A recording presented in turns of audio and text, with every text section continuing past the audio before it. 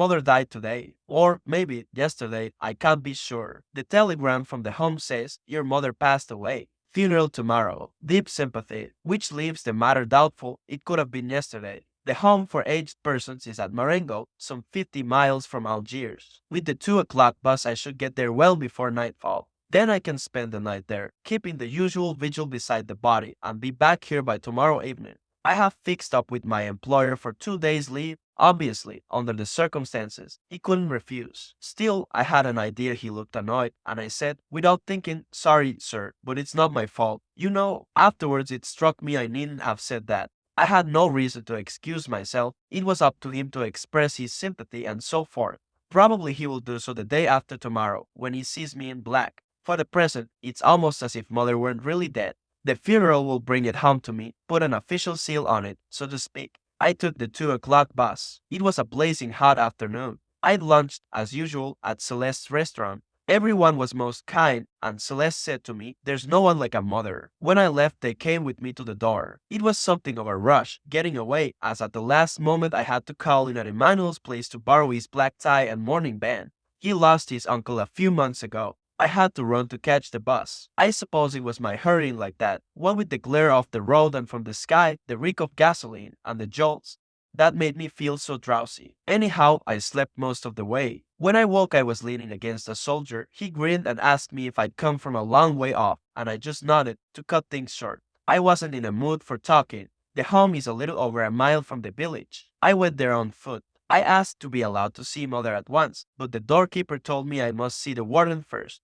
He wasn't free, and I had to wait a bit. The doorkeeper chatted with me while I waited, then he led me to the office. The warden was a very small man, with gray hair and a Legion of Honor rosette in his buttonhole. He gave me a long look with his watery blue eyes. Then we shook hands, and he held mine so long that I began to feel embarrassed. After that he consulted a register on his table, and said, Madame Meursault entered the home 3 years ago. She had no private means and depended entirely on you. I had a feeling he was blaming me for something, and started to explain. But he cut me short. There's no need to excuse yourself, my boy. I've looked up the record and obviously you weren't in a position to see that she was properly cared for. She needed someone to be with her all the time, and young men in jobs like yours don't get too much pay. In any case, she was much happier in the home. I said, yes, sir, I'm sure of that. Then he added, she had good friends here. You know, old folks like herself, and one gets on better with people of one's own generation. You're much too young. You couldn't have been much of a companion to her. That was so. When we lived together, mother was always watching me, but we hardly ever talked.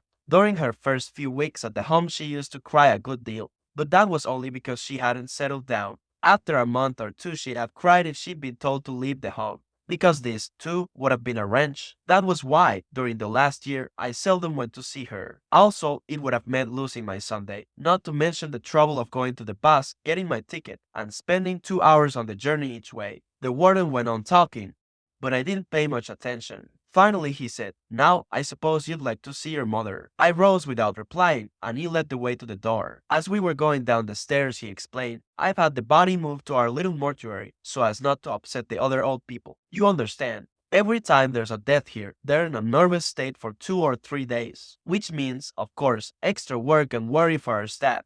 We crossed a courtyard where there were a number of old men talking amongst themselves in little groups. They fell silent as we came up with them. Then, behind our backs, the chattering began again. Their voices reminded me of parakeets in a cage, only the sound wasn't quite so shrill. The warden stopped outside the entrance of a small, low building. So here I leave you, Monsieur Meursault. If you want me for anything, you'll find me in my office. We propose to have the funeral tomorrow morning. That will enable you to spend the night beside your mother's coffin, as no doubt you would wish to do. Just one more thing. I gathered from your mother's friends that she wished to be buried with the rites of the church. I've made arrangements for this, but I thought I should let you know. I thanked him. So far as I knew, my mother, though not a professed atheist, had never given a thought to religion in her life. I entered the mortuary. It was a bright, spotlessly clean room, with whitewashed walls and a big skylight.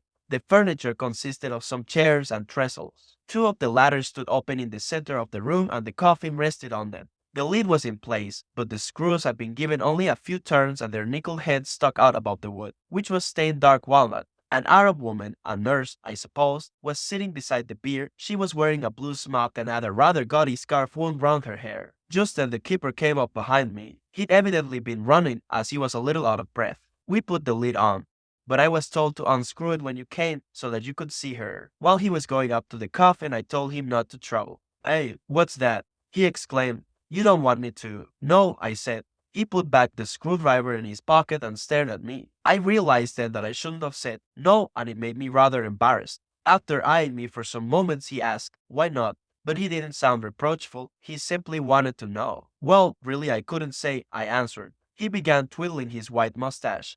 Then, without looking at me, said gently, "I understand." He was a pleasant-looking man, with blue eyes and ruddy cheeks. He drew up a chair for me near the coffin, and seated himself just behind. The nurse got up and moved toward the door. As she was going by, the keeper whispered in my ear, "It's a tumor she has, poor thing." I looked at her more carefully and I noticed that she had a bandage round her head, just below her eyes. It lay quite flat across the bridge of her nose, and one saw hardly anything of her face except that strip of whiteness. As soon as she had gone, the keeper rose. "Now I'll leave you to yourself." I don't know whether I made some gesture, but instead of going, he halted behind my chair. The sensation of someone posted at my back made me uncomfortable. The sun was getting low and the whole room was flooded with a pleasant, mellow light. 2 hornets were buzzing overhead against the skylight. I was so sleepy I could hardly keep my eyes open. Without looking round, I asked the keeper how long he'd been at the home.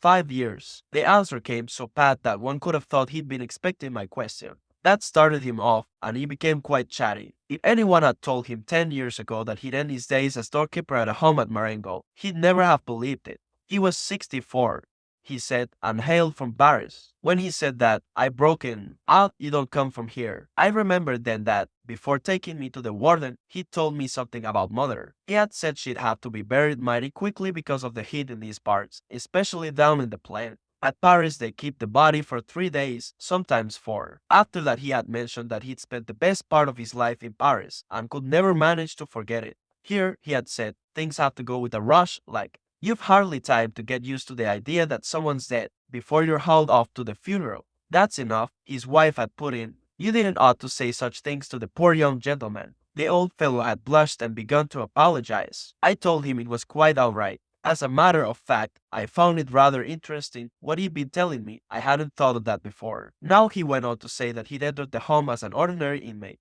but he was still quite hale and hearty, and when the keeper's job fell vacant, he offered to take it on. I pointed out that, even so, he was really an inmate like the others, but he wouldn't hear of it. He was an official, like. I'd been struck before by his habit of saying they or, less often, them old folks, when referring to inmates no older than himself. Still, I could see his point of view. As doorkeeper, he had a certain standing and some authority over the rest of them. Just then the nurse returned. Night had fallen very quickly. All of a sudden, it seemed, the sky went black above the skylight. The keeper switched on the lamps, and I was almost blinded by the blaze of light. He suggested I should go to the refectory for dinner, but I wasn't hungry. Then he proposed bringing me a mug of café au lait. As I am very partial to café au lait, I said, "Thanks," and a few minutes later he came back with a tray. I drank the coffee, and then I wanted a cigarette, but I wasn't sure if I should smoke under the circumstances in mother's presence. I thought it over. Really, it didn't seem to matter, so I offered the keeper a cigarette, and we both smoked. After a while, he started talking again. "You know, your mother's friends will be coming soon to keep vigil with you beside the body. We always have a vigil here when anyone dies. I'd better go and get some chairs and a pot of black coffee." The glare of the white walls was making my eyes smart, and I asked him if he couldn't turn off one of the lamps. "Nothing doing," he said. "They'd arranged the lights like that. Either one had them on or none at all." After that, I didn't pay much more attention to him. He went out, brought some chairs, and set them out round the coffin. On one he placed a coffee pot and 10 or a dozen cups. Then he sat down facing me on the far side of mother. The nurse was at the other end of the room with her back to me. I couldn't see what she was doing, but by the way her arms moved I guessed that she was knitting. I was feeling very comfortable. The coffee had warmed me up, and through the open door came scents of flowers and breaths of cool night air. I think I dozed off for a while. I was wakened by an odd rustling in my ears. After having had my eyes closed, I had a feeling that the light had grown even stronger than before. There wasn't a trace of shadow anywhere, and every object, each curve or angle, seemed to score its outline on one's eyes. The old people, mother's friends, were coming in. I counted 10 in all, gliding almost soundlessly through the bleak white glare. None of the chairs creaked when they sat down. Never in my life had I seen anyone so clearly as I saw these people. Not a detail of their clothes or features escaped me, and yet I couldn't hear them, and it was hard to believe they really existed. Nearly all the women wore aprons, and the strings drawn tight round their waists made their big stomachs bulge still more. I'd never yet noticed what big paunches old women usually have. Most of the men, however, were as thin as rakes, and they all carried sticks. What struck me most about their faces was that one couldn't see their eyes, only a dull glow in a sort of nest of wrinkles. On sitting down, they looked at me and wagged their heads awkwardly, their lips sucked in between their toothless gums. I couldn't decide if they were grinning me and trying to say something, or if it was due to some infirmity of age. I inclined to think that they were greeting me, after their fashion, but it had a queer effect, seeing all those old fellows grouped round the keeper, solemnly eyeing me and dangling their heads from side to side. For a moment I had an absurd impression that they had come to sit in judgment on me. A few minutes later one of the women started weeping. She was in the second row and I couldn't see her face because of another woman in front. At regular intervals she emitted a little choking sob. One had a feeling she would never stop. The others didn't seem to notice. They sat in silence, slumped in their chairs, staring at the coffin or at their walking sticks or any object just in front of them, and never took their eyes off it. And still the woman sobbed. I was rather surprised, as I didn't know who she was. I wanted her to stop crying, but dared not speak to her. After a while the keeper bent toward her and whispered in her ear, but she merely shook her head, mumbled something I couldn't catch, and went on sobbing as steadily as before. The keeper got up and moved his chair beside mine. At first he kept silent, then, without looking at me, he explained. She was devoted to your mother. She says your mother was her only friend in the world, and now she's all alone. I had nothing to say, and the silence lasted quite a while. Presently the woman's sighs and sobs became less frequent, and, after blowing her nose and snuffling for some minutes, she, too, fell silent. I'd ceased feeling sleepy, but I was very tired and my legs were aching badly, and now I realized that the silence of these people was telling on my nerves. The only sound was a rather queer one. It came only now and then, and at first I was puzzled by it.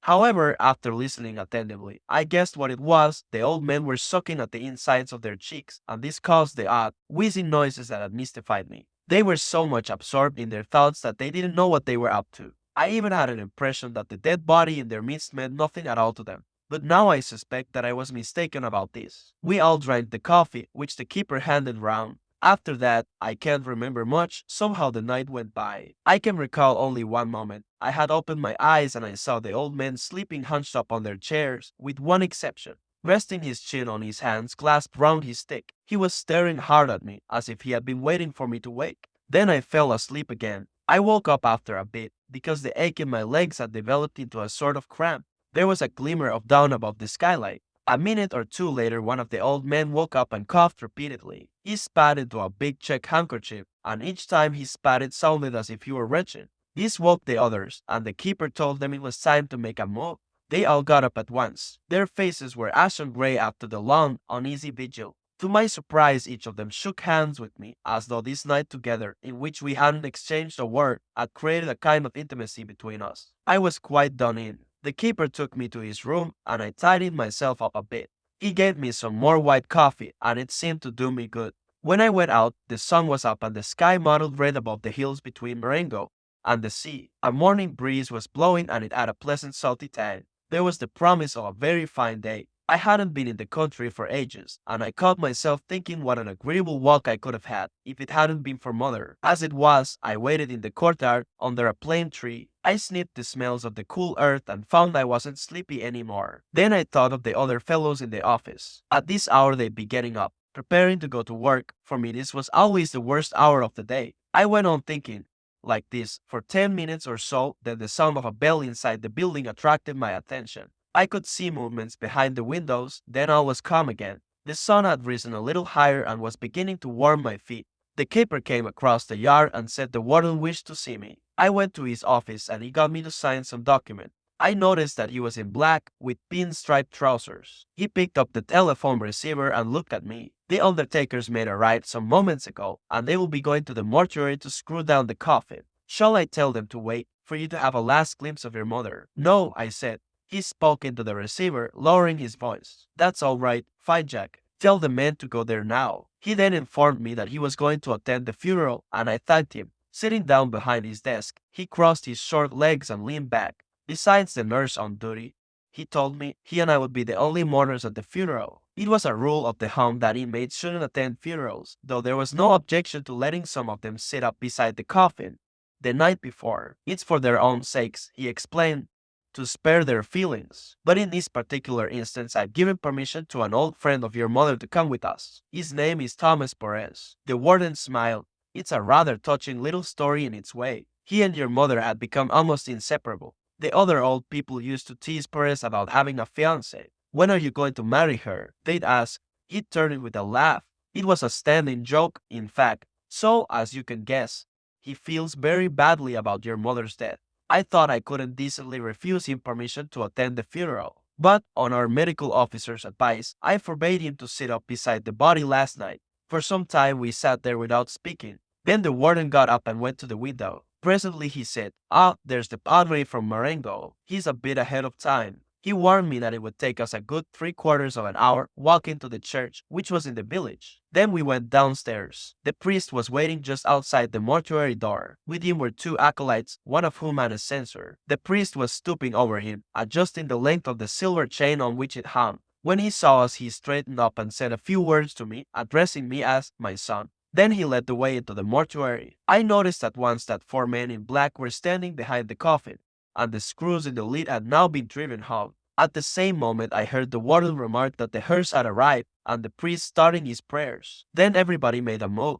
Holding a strip of black cloth, the 4 men approached the coffin, while the priest, the boys, and myself filed out. A lady I hadn't seen before was standing by the door. "This is Monsieur Meursault," the warden said to her. I didn't catch her name, but I gathered she was a nursing sister attached to the hall. When I was introduced, she bowed, without the trace of a smile on her long, gaunt face. We stood aside from the doorway to let the coffin by, then, following the bearers down a corridor, we came to the front entrance, where a hearse was waiting. Oblong, glossy, varnished black all over, it vaguely reminded me of the pen trays in the office. Beside the hearse stood a quaintly dressed little man, whose duty it was, I understood, to supervise the funeral as a sort of master of ceremonies. Near him, looking constrained, almost bashful, was old Perez, my mother's special friend. He wore a soft felt hat with a pudding basin crown and a very wide brim. He whisked it off the moment the coffin emerged from the doorway, trousers that concertinaed on his shoes, a black tie much too small for his high white double collar. Under a bulbous, pimply nose, his lips were trembling.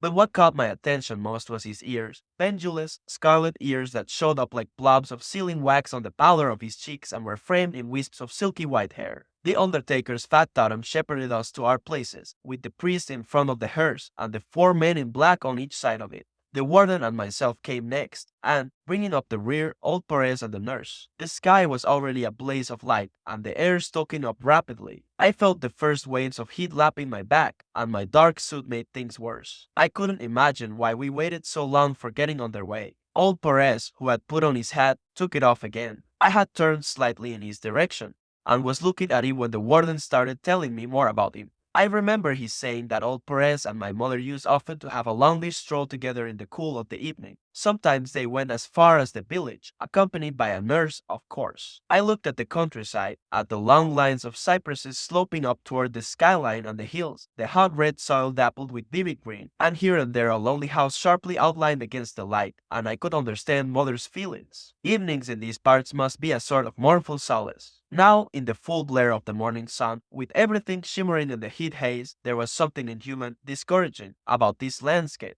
At last we made a move. Only then I noticed that Perez had a slight limp. The old chap steadily lost ground as the hearse gained speed. One of the men beside it, too, fell back and drew level with me. I was surprised to see how quickly the sun was climbing up the sky, and just then it struck me that for quite a while the air had been throbbing with the hum of insects, and the rustle of grass warming up. Sweat was running down my face. As I had no hat, I tried to fan myself with my handkerchief.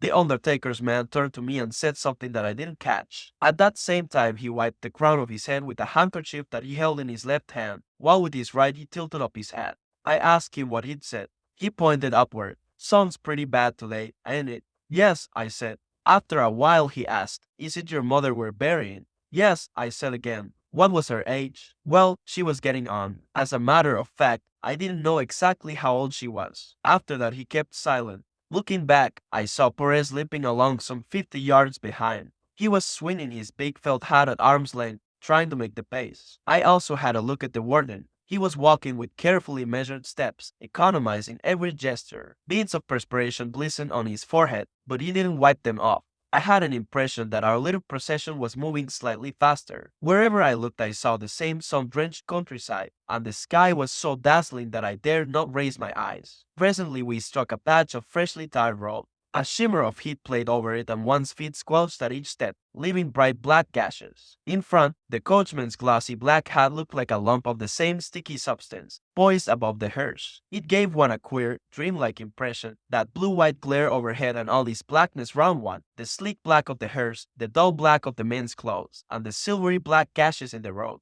And then there were the smells of hot leather and horse dung from the hearse, veined with whiffs of incense smoke. What with these and the hangover from a poor night's sleep, I found my eyes and thoughts growing blurred. I looked back again. Torres seemed very far away now, almost hidden by the heat haze, then, abruptly, he disappeared altogether. After puzzling over it for a bit, I guessed that he had turned off the road into the fields. Then I noticed that there was a bend of the road a little way ahead. Obviously Perez, who knew the district well, had taken a shortcut so as to catch up with us. He rejoined us soon after we were round the bend, then began to lose ground again. He took another shortcut and met us again farther on. In fact, this happened several times during the next half hour. But soon I lost interest in his movements. My temples were throbbing and I could hardly drag myself along. After that, everything went with a rush, and also with such precision and matter-of-factness that I remember hardly any details. Except that when we were on the outskirts of the village, the nurse said something to me. Her voice took me by surprise. It didn't match her face at all. It was musical and slightly tremulous. What she said was, if you go too slowly, there's the risk of a heat stroke. But if you go too fast, you perspire, and the cold air in the church gives you a chill. I saw her point. Either way, one was in for it. Some other memories of the funeral have stuck in my mind. The old boy's face, for instance, when he caught up with us for the last time, just outside the village. His eyes were streaming with tears of exhaustion or distress, or both together, but because of the wrinkles they couldn't flow down. They spread out, crisscrossed, and formed a smooth gloss on the old, worn face. And I can remember the look of the church, the villagers in the street, the red geraniums on the graves, or as his fainting fit. He crumpled up like a rag doll, the tawny red earth pattering on mother's coffin, the bits of white roots mixed up with it. Then more people, voices, the wait outside a cafe for the bus, the rumble of the engine, and my little thrill of pleasure when we entered the first brightly lit streets of Algiers, and I pictured myself going straight to bed and sleeping 12 hours at a stretch. On waking, I understood why my employer had looked rather cross when I asked for my 2 days off. It's a sad day. I hadn't thought of this at the time. It only struck me when I was getting out of bed. Obviously, he had seen that it would mean my getting 4 days holiday straight off, and one couldn't expect him to like that. Still, for one thing, it wasn't my fault if mother was buried yesterday and not today, and then, again, I'd have had my Saturday Sunday off in any case. But naturally, this didn't prevent me from seeing my employer's point. Getting up was an effort, as I'd been really exhausted by the previous day's experiences. While shaving, I wondered how to spend the morning and decided that a swim would do me good. So I caught the streetcar that goes down to the harbor. It was quite like old times. A lot of young people were in the swimming pool, amongst them Marie Cardona, who used to be a typist at the office. I was rather keen on her in those days, and I fancy she liked me, too. But she was with us so short a time that nothing came of it. While I was helping her to climb onto a raft, I let my hand stray over her breast. Then she lay flat on the raft while I trod water. After a moment she turned and looked at me. Her hair was over her eyes and she was laughing. I clambered up onto the raft beside her. The air was pleasantly warm, and, half jokingly, I let my head sink back upon her lap. She didn't seem to mind, so I let it stay there. I had the sky full in my eyes, all blue and gold, and I could feel Marie's stomach rising and falling gently under my head.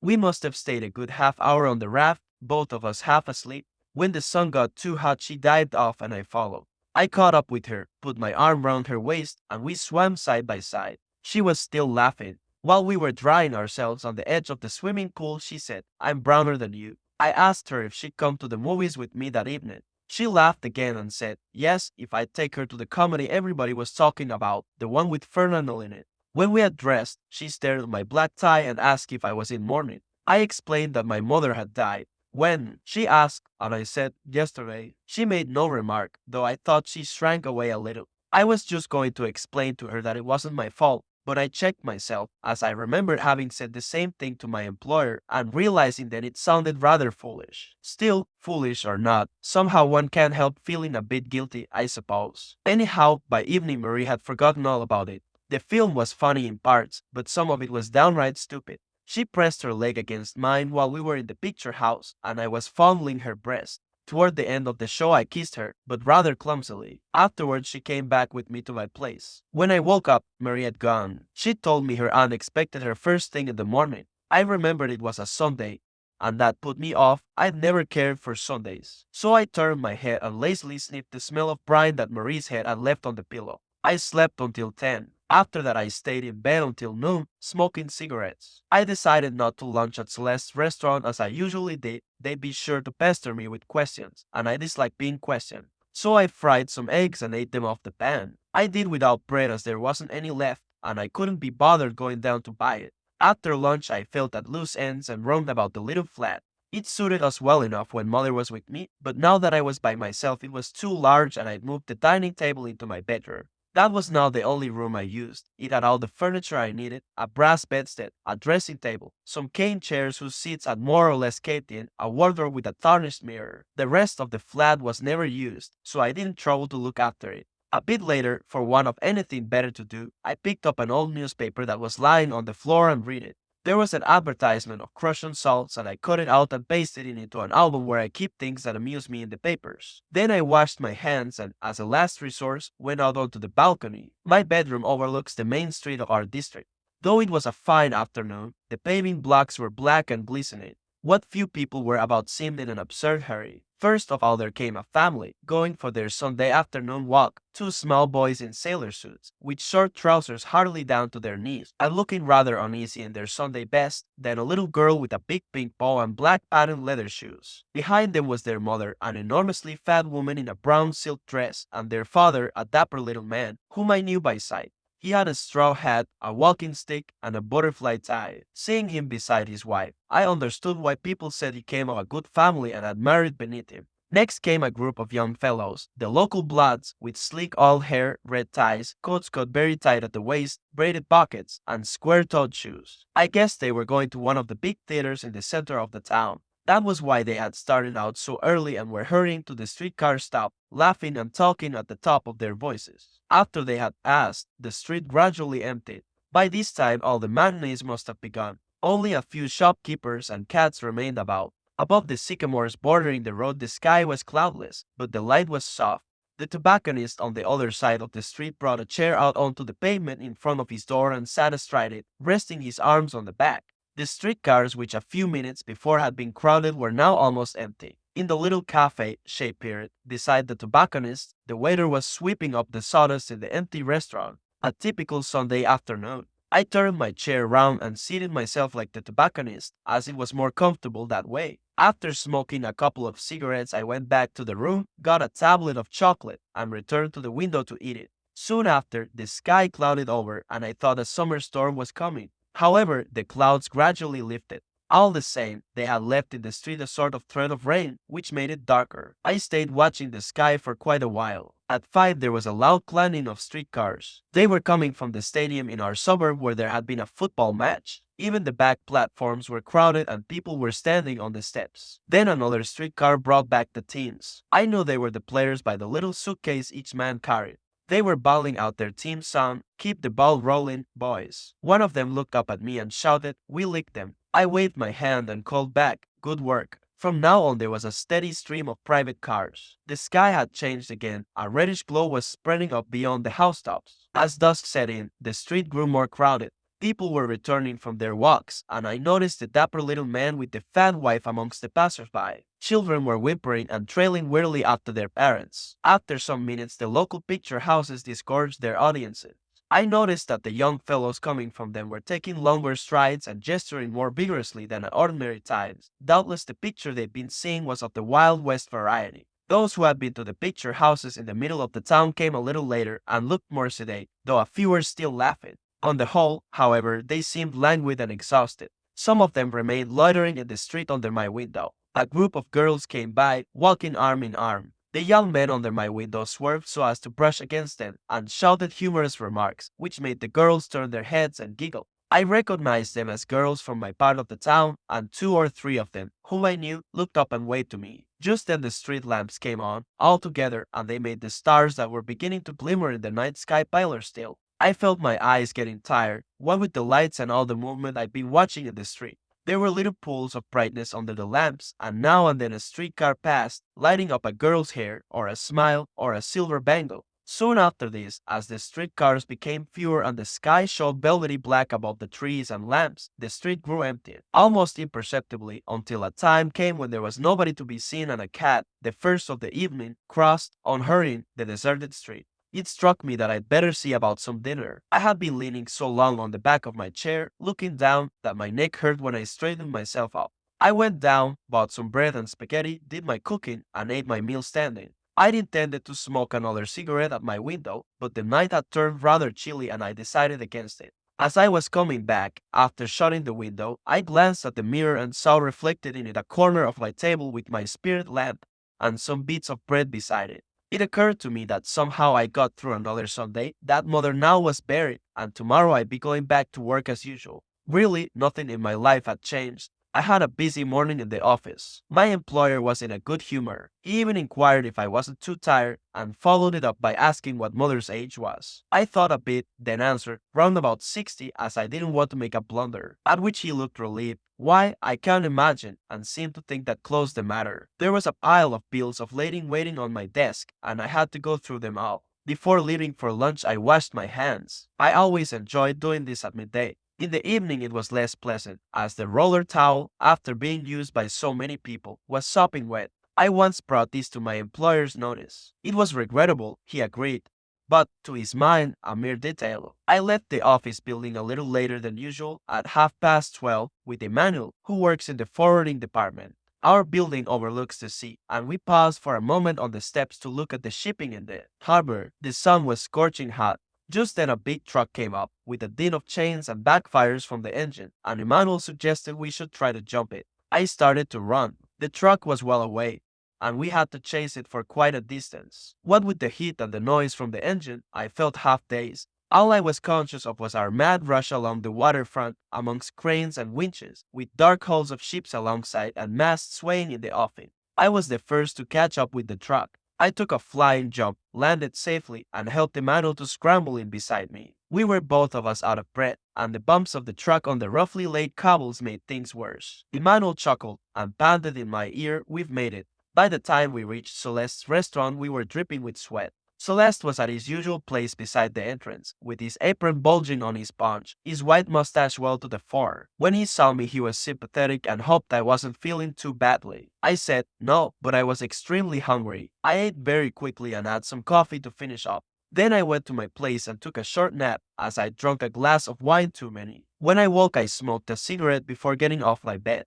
I was a bit late and had to run for the streetcar. The office was stifling, and I was kept hard at it all the afternoon. So it came as a relief when we closed down and I was strolling slowly along the wharves in the coolness. The sky was green, and it was pleasant to be out of doors after the stuffy office. However, I went straight home, as I had to put some potatoes on to boil. The hall was dark, and when I was starting up the stairs, I almost bumped into old Salamano, who lived on the same floor as I as usual. He had his dog with him. For 8 years the two had been inseparable. Salamano's spaniel is an ugly brute, afflicted with some skin disease, mange, I suspect. Anyhow, it has lost all its hair and its body is covered with brown scabs. Perhaps through living in one small room, cooped up with his dog, Salamano has come to resemble it. His toy hair has gone very thin, and he has reddish blotches on his face. And the dog has developed something of its master's queer hunched-up gait. It always has its muzzle stretched far forward and its nose to the ground. But, oddly enough, though so much alike, they detest each other. Twice a day, at 11 and 6, the old fellow takes his dog for a walk, and for 8 years that walk has never varied.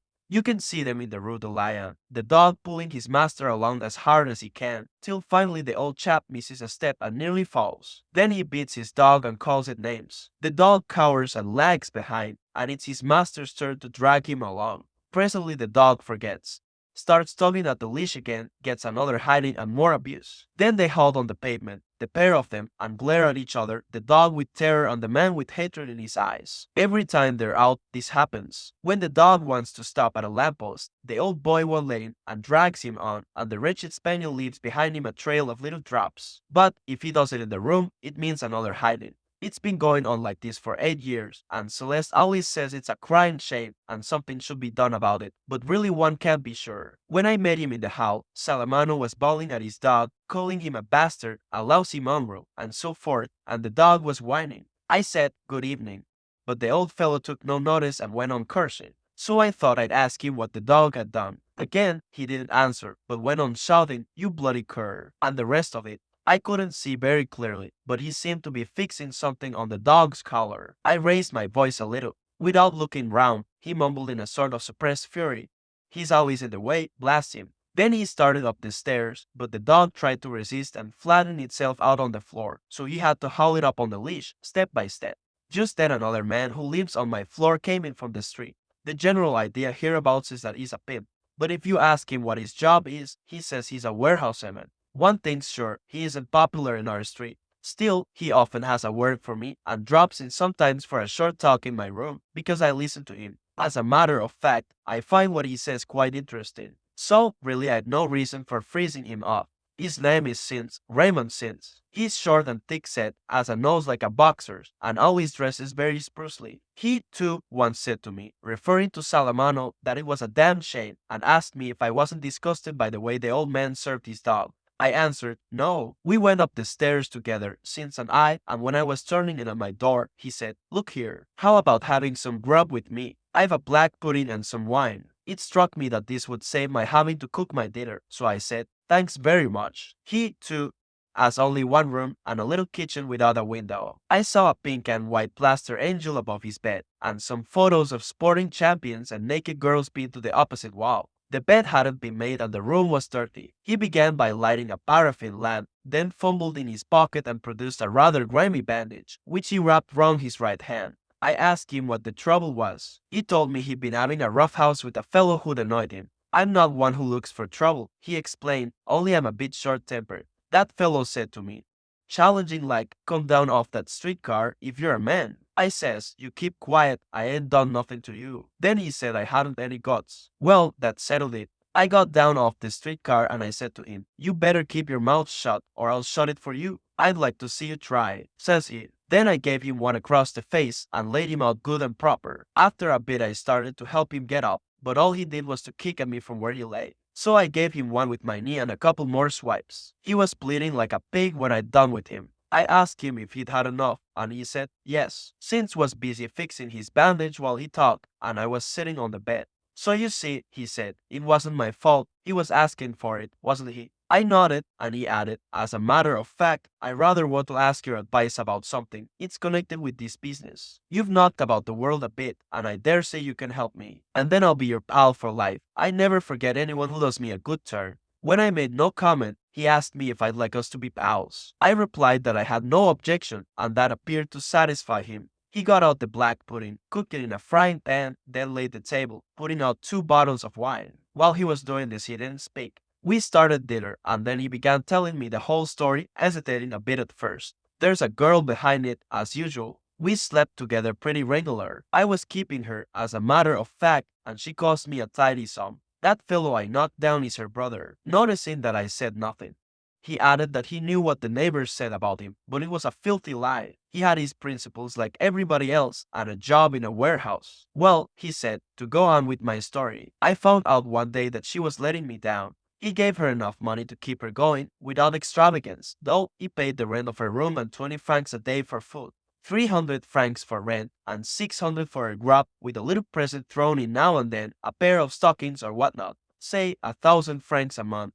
But that wasn't enough for my fine lady. She was always grumbling that she couldn't make both ends meet with what I gave her. So one day I says to her, "Look here, why not get a job for a few hours a day? That'd make things easier for me too. I bought you a new dress this month. I pay your rent and give you 20 francs a day. But you go and waste your money at the cafe with a pack of girls. You give them coffee and sugar. And, of course, the money comes out of my pocket. I treat you on the square, and that's how you pay me back." But she wouldn't hear of working, though she kept on saying she couldn't make do with what I gave her. And then one day I found out she was doing me dirt. He went on to explain that he'd found a lottery ticket in her bag, and when he asked where the money come from to buy it, she wouldn't tell him. Then, another time, he'd found a pawn ticket for two bracelets that he'd never set eyes on. So I knew there was dirty work going on, and I told her I'd have nothing more to do with her. But first, I gave her a good hiding, and I told her some home truths. I said that there was only one thing interested her, and that was getting into bed with men whenever she'd the chance. And I warned her straight, you'll be sorry one day, my girl, and wish you got me back.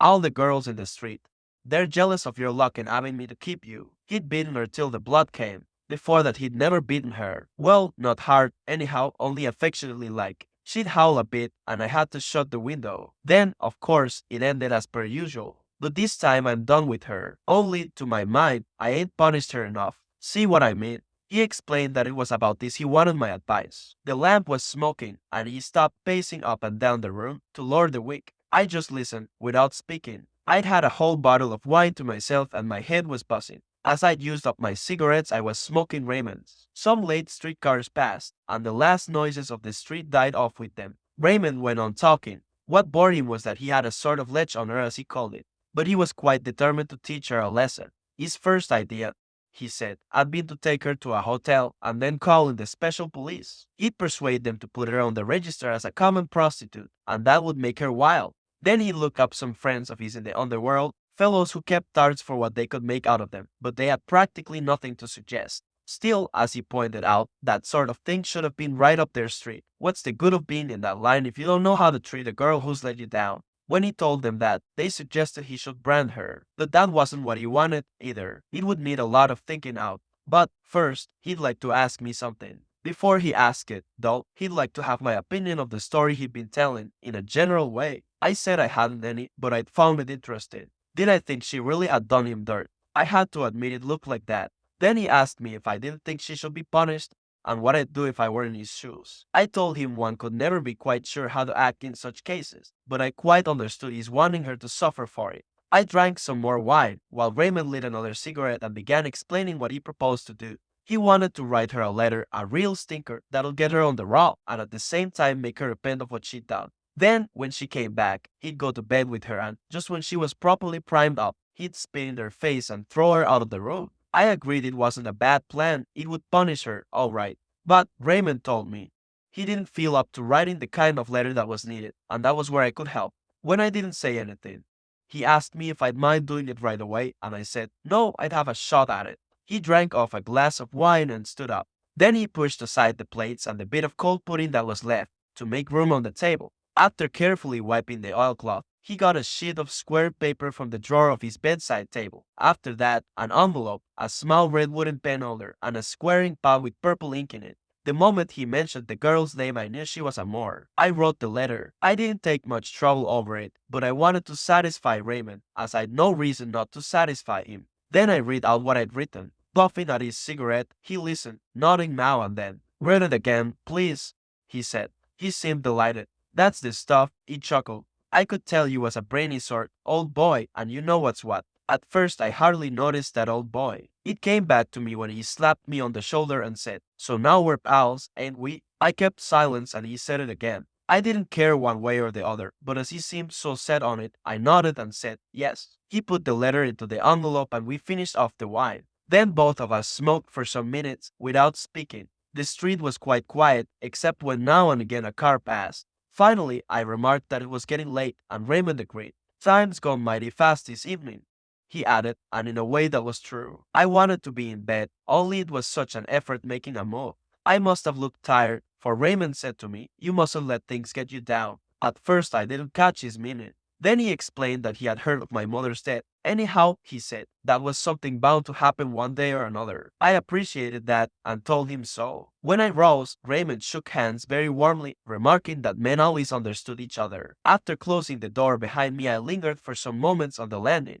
The whole building was as quiet as the grave, a dank, dark smell rising from the well hole of the stairs. I could hear nothing but the blood throbbing in my ears, and for a while I stood still, listening to it. Then the dog began to moan in old Salamano's room, and through the sleep-bound house the little plaintive sound rose slowly, like a flower growing out of the silence and the darkness. I had a busy time in the office throughout the week. Raymond dropped in once to tell me he'd sent off the letter. I went to the pictures twice with the manual. Who doesn't always understand what's happening on the screen and asks me to explain it? Yesterday was Saturday, and Marie came as we'd arranged. She had a very pretty dress with red and white stripes and leather sandals, and I couldn't take my eyes off her. One could see the outline of her firm little breast, and her sun-tanned face was like a velvety brown flower. We took the bus and went to a beach I know, some miles out of Algiers. It's just a strip of sand between two rocky spurs with a line of rushes at the back along the tide line. At 4 o'clock the sun wasn't too hot, but the water was pleasantly tepid, and small, languid ripples were creeping up the sand. Marie taught me a new game.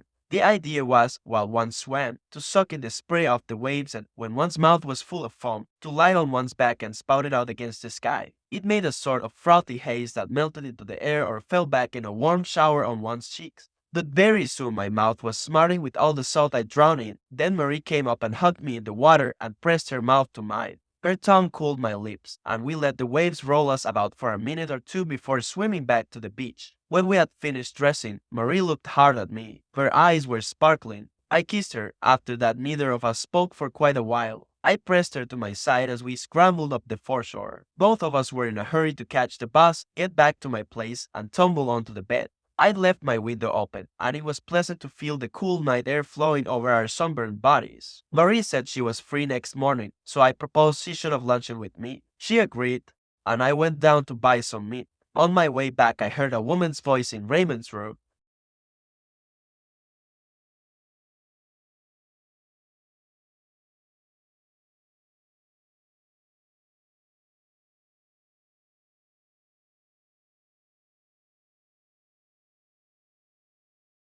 I told Marie about the old man's habits, and it made her laugh. She was wearing one of my pajama suits and had the sleeves rolled up. When she laughed, I wanted her again. A moment later, she asked me if I loved her. I said that sort of question had no meaning, really, but I suppose I did. She looked sad for a bit, but when we were getting our lunch ready, she brightened up and started laughing, and when she laughs, I always want to kiss her. It was just then that the row started in Raymond's room. First, we heard a woman saying something in a high-pitched voice, then Raymond bawling at her, "You let me down, you bitch. I'll learn you to let me down." There came some thuds, then a piercing scream. It made one's blood run cold, and in a moment there was a crowd of people on the landing. Marie and I went out to see. The woman was still screaming and Raymond still knocking her about. Marie said, "Wasn't it horrible?" I didn't answer anything. Then she asked me to go and fetch a policeman, but I told her I didn't like policemen. However, one turned up presently. The lodger on the second floor, a plumber, came up with him. When he banged on the door, the noise stopped inside the room. He knocked again, and, after a moment, the woman started crying, and Raymond opened the door. He had a cigarette dangling from his underlip, and a rather sickly smile. "Your name?" Raymond gave his name. "Take that cigarette out of your mouth when you're talking to me," the policeman said gruffly. Raymond hesitated, glanced at me, and kept the cigarette in his mouth. The policeman promptly swung his arm and gave him a good hard smack on the left cheek. The cigarette shot from his lips and dropped a yard away. Raymond made a wry face, but said nothing for a moment. Then in a humble tone he asked if he mightn't pick up his cigarette. The officer said yes and added, "But don't you forget next time that we don't stand for any nonsense, not from guys like you." Meanwhile the girl went on sobbing and repeating, "He hit me, the coward. He's a pimp." "Excuse me, officer," Raymond put in, "but is that in order, calling a man a pimp in the presence of witnesses?" The policeman told him to shut his trap. Raymond then turned to the girl. "Don't you worry, my pet. We'll meet again." "That's enough," the policeman said, and told the girl to go away. Raymond was to stay in his room till summoned to the police station. "You ought to be ashamed of yourself," the policeman added, "getting so tight you can't stand steady. Why, you're shaking all over." "I'm not tight," Raymond explained. "Only when I see you standing there and looking at me, I can't help trembling. That's only natural." Then he closed his door, and we all went away. Marie and I finished getting our lunch ready, but she hadn't any appetite, and I ate nearly all. She left at 1, and then I had a nap. Toward 3 there was a knock at my door, and Raymond came in. He sat down on the edge of my bed and for a minute or two said nothing. I asked him how it had gone off.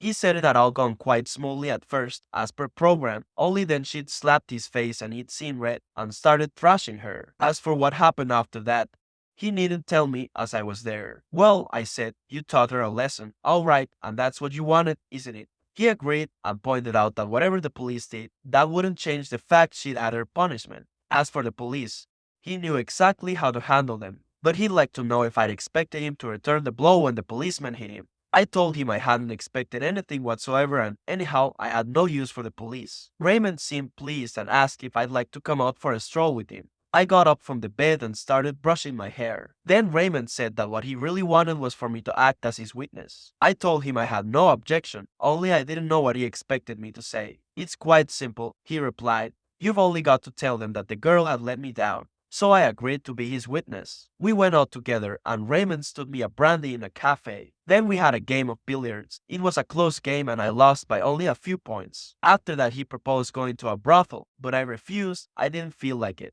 As we were walking slowly back, he told me how pleased he was at having paid out his mistress so satisfactorily. He made himself extremely amiable to me, and I quite enjoyed our walk. When we were nearly home, I saw old Salamano on the doorstep. He seemed very excited. I noticed that his dog wasn't with him. He was turning like a teetotum, looking in all directions, and sometimes peering into the darkness of the hall with his little bloodshot eyes. Then he'd mutter something to himself and start gazing up and down the street again. Raymond asked him what was wrong, but he didn't answer at once. Then I heard him grunt, the bastard, the filthy cur. When I asked him where his dog was, he scowled at me and snapped out, gone. A moment later, all of a sudden, he launched out into it. I'd taken him to the parade ground as usual. There was a fair on, and you could hardly move for the crowd. I stopped at one of the booths to look at the handcuff king. When I turned to go, the dog was gone. I'd been meaning to get a smaller collar, but I never thought the brute could slip in and get away like that. Raymond assured him the dog would find its way home, and told him stories of dogs that had traveled miles and miles to get back to their masters. But this seemed to make the old fellow even more worried than before. Don't you understand?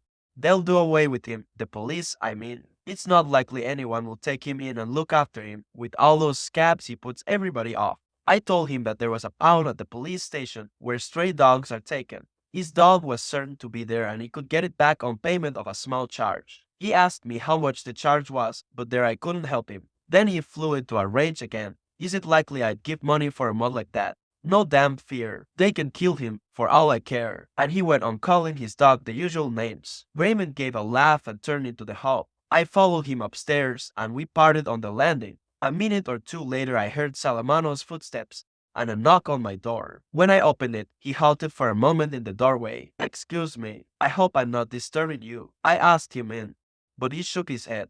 He was staring at his toe caps, and the gnarled old hands were trembling. Without meeting my eyes, he started talking. They won't really take him from me, will they, Monsieur Meursault? Surely they wouldn't do a thing like that. If they do, I don't know what will become of me. I told him that, so far as I knew, they kept stray dogs in the pound for 3 days, waiting for their owners to call for them. After that they disposed of the dogs as they thought fit. He stared at me in silence for a moment, then said, "Good evening." After that I heard him pacing up and down his room for quite a while. Then his bed creaked. Through the wall there came to me a little wheezing sound, and I guessed that he was weeping. For some reason, I don't know what, I began thinking of mother. But I had to get up early next day, so as I wasn't feeling hungry, I did without supper and went straight to bed. Raymond rang me up at the office. He said that a friend of his, to whom he'd spoken about me, invited me to spend next Sunday at his little seaside bungalow just outside Algiers. I told him I had been delighted, only I had promised to spend Sunday with a girl.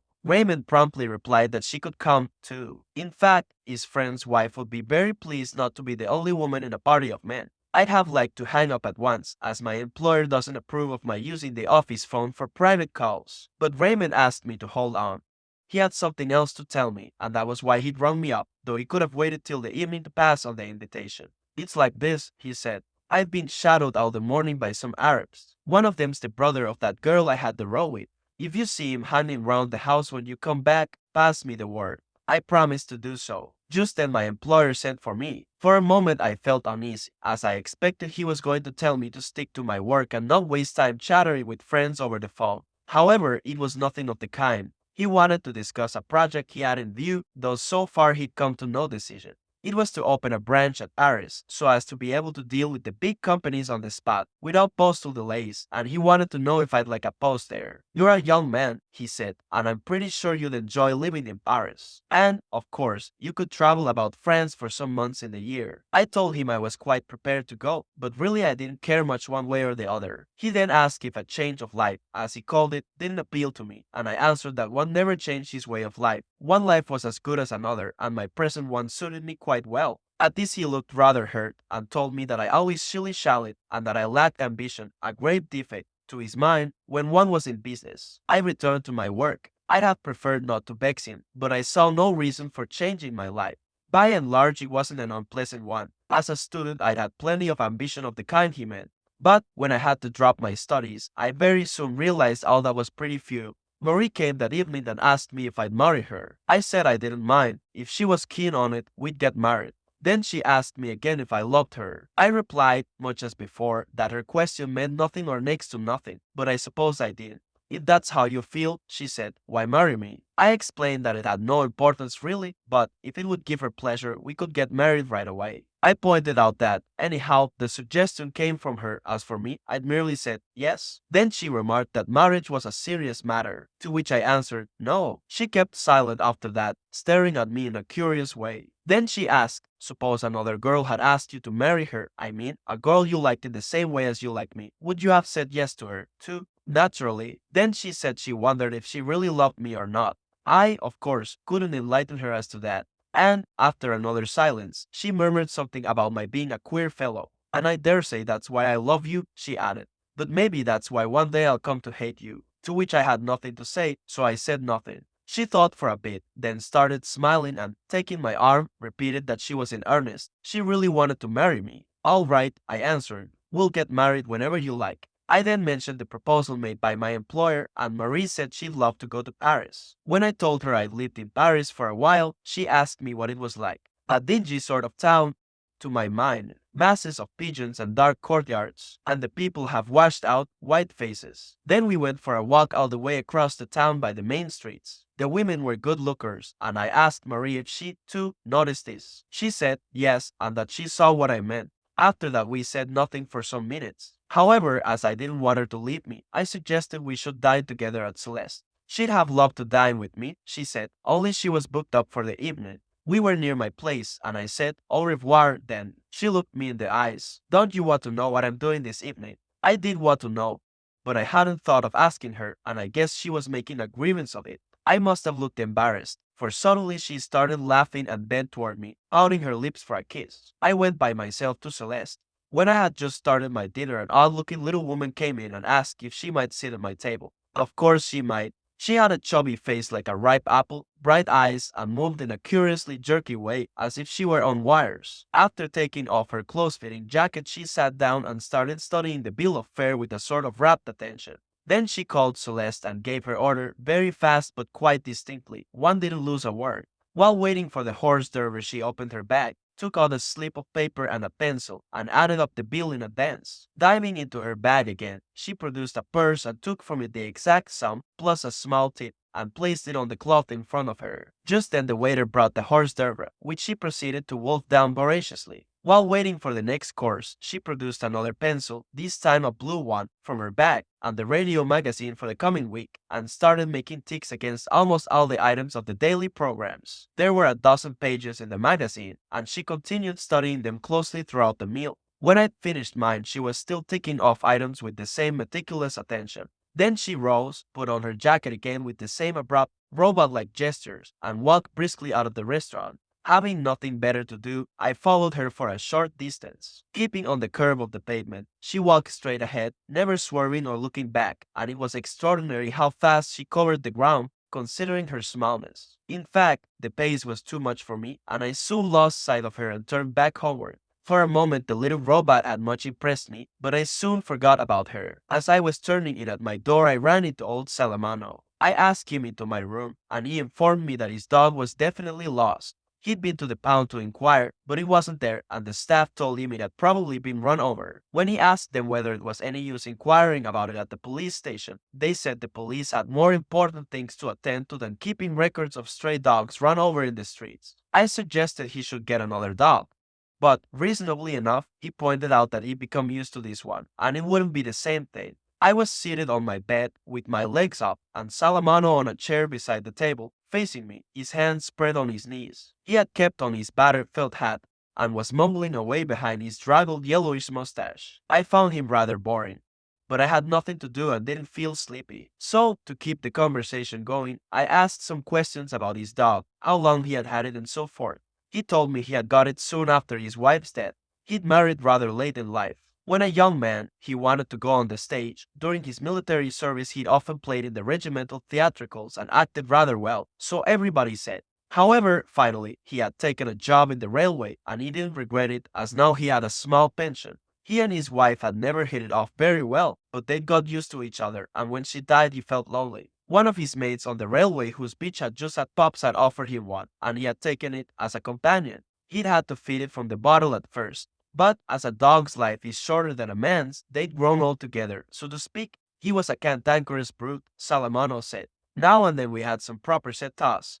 He and I, but he was a good moral the same. I said he looked well bred, and that evidently pleased the old man. Ah, but you should have seen him before his illness. He said, he had a wonderful coat. In fact, that was his best point, really. I tried hard to cure him. Every mortal night after he got that skin disease, I rubbed an ointment in. But his real trouble was old age, and there's no curing that. Just then I yawned, and the old man said he'd better make a move. I told him he could stay, and that I was sorry about what had happened to his dog. He thanked me and mentioned that my mother had been very fond of his dog. He referred to her as your poor mother and was afraid I must be feeling her death terribly. When I said nothing, he added hastily and with a rather embarrassed air that some of the people in the street said nasty things about me because I'd sent my mother to the hall. But he, of course, knew better. He knew how devoted to my mother I had always been. I answered, why, I still don't know, that it surprised me to learn I'd produced such a bad impression. As I couldn't afford to keep her here, it seemed the obvious thing to do to send her to a home. In any case, I added, for years she'd never had a word to say to me, and I could see she was moping, with no one to talk to. Yes, he said, and at a home one makes friends anyhow. He got up, saying it was high time for him to be in bed, and added that life was going to be a bit of a problem for him under the new conditions. For the first time since I'd known him, he held out his hand to me, rather shyly, I thought, and I could feel the scales on his skin. Just as he was going out of the door, he turned and, smiling a little, said, let's hope the dogs won't bark again tonight. I always think it's mine I hear. It was an effort waking up that Sunday morning. Marie had to jog my shoulders and shout my name. As we wanted to get into the water early, we didn't trouble about breakfast. My head was aching slightly and my first cigarette had a bitter taste. Marie told me I looked like a mourner at a funeral, and I certainly did feel very limp.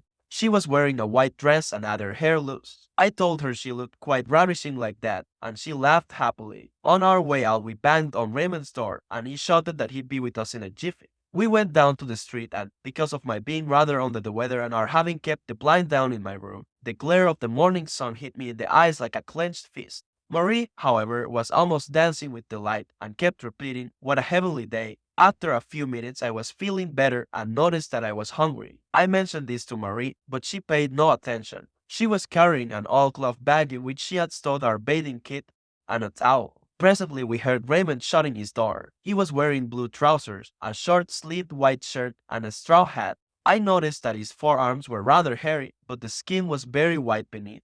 The straw hat made Marie giggle. Personally, I was rather put off by his get-up. He seemed in high spirits and was whistling as he came down the stairs. He greeted me with, hello, old boy, and addressed Marie as Mademoiselle. On the previous evening we had visited the police station, where I gave evidence for Raymond about the girls having been false to him, so they let him off with a warning. They didn't check my statement. After some talk on the doorstep, we decided to take the bus. The beach was within easy walking distance, but the sooner we got there the better. Just as we were starting for the bus stop, Raymond plucked my sleeve and told me to look across the street. I saw some Arabs lounging against the tobacconist's window. They were staring at us silently, in the special way these people have, as if we were blocks of stone or dead trees. Raymond whispered that the second Arab from the left was his man, and I thought he looked rather worried. However, he assured me that all that was ancient history. Marie, who hadn't followed his remarks, asked, what is it? I explained that those Arabs across the way had a grudge against Raymond. She insisted on our going at once. Then Raymond laughed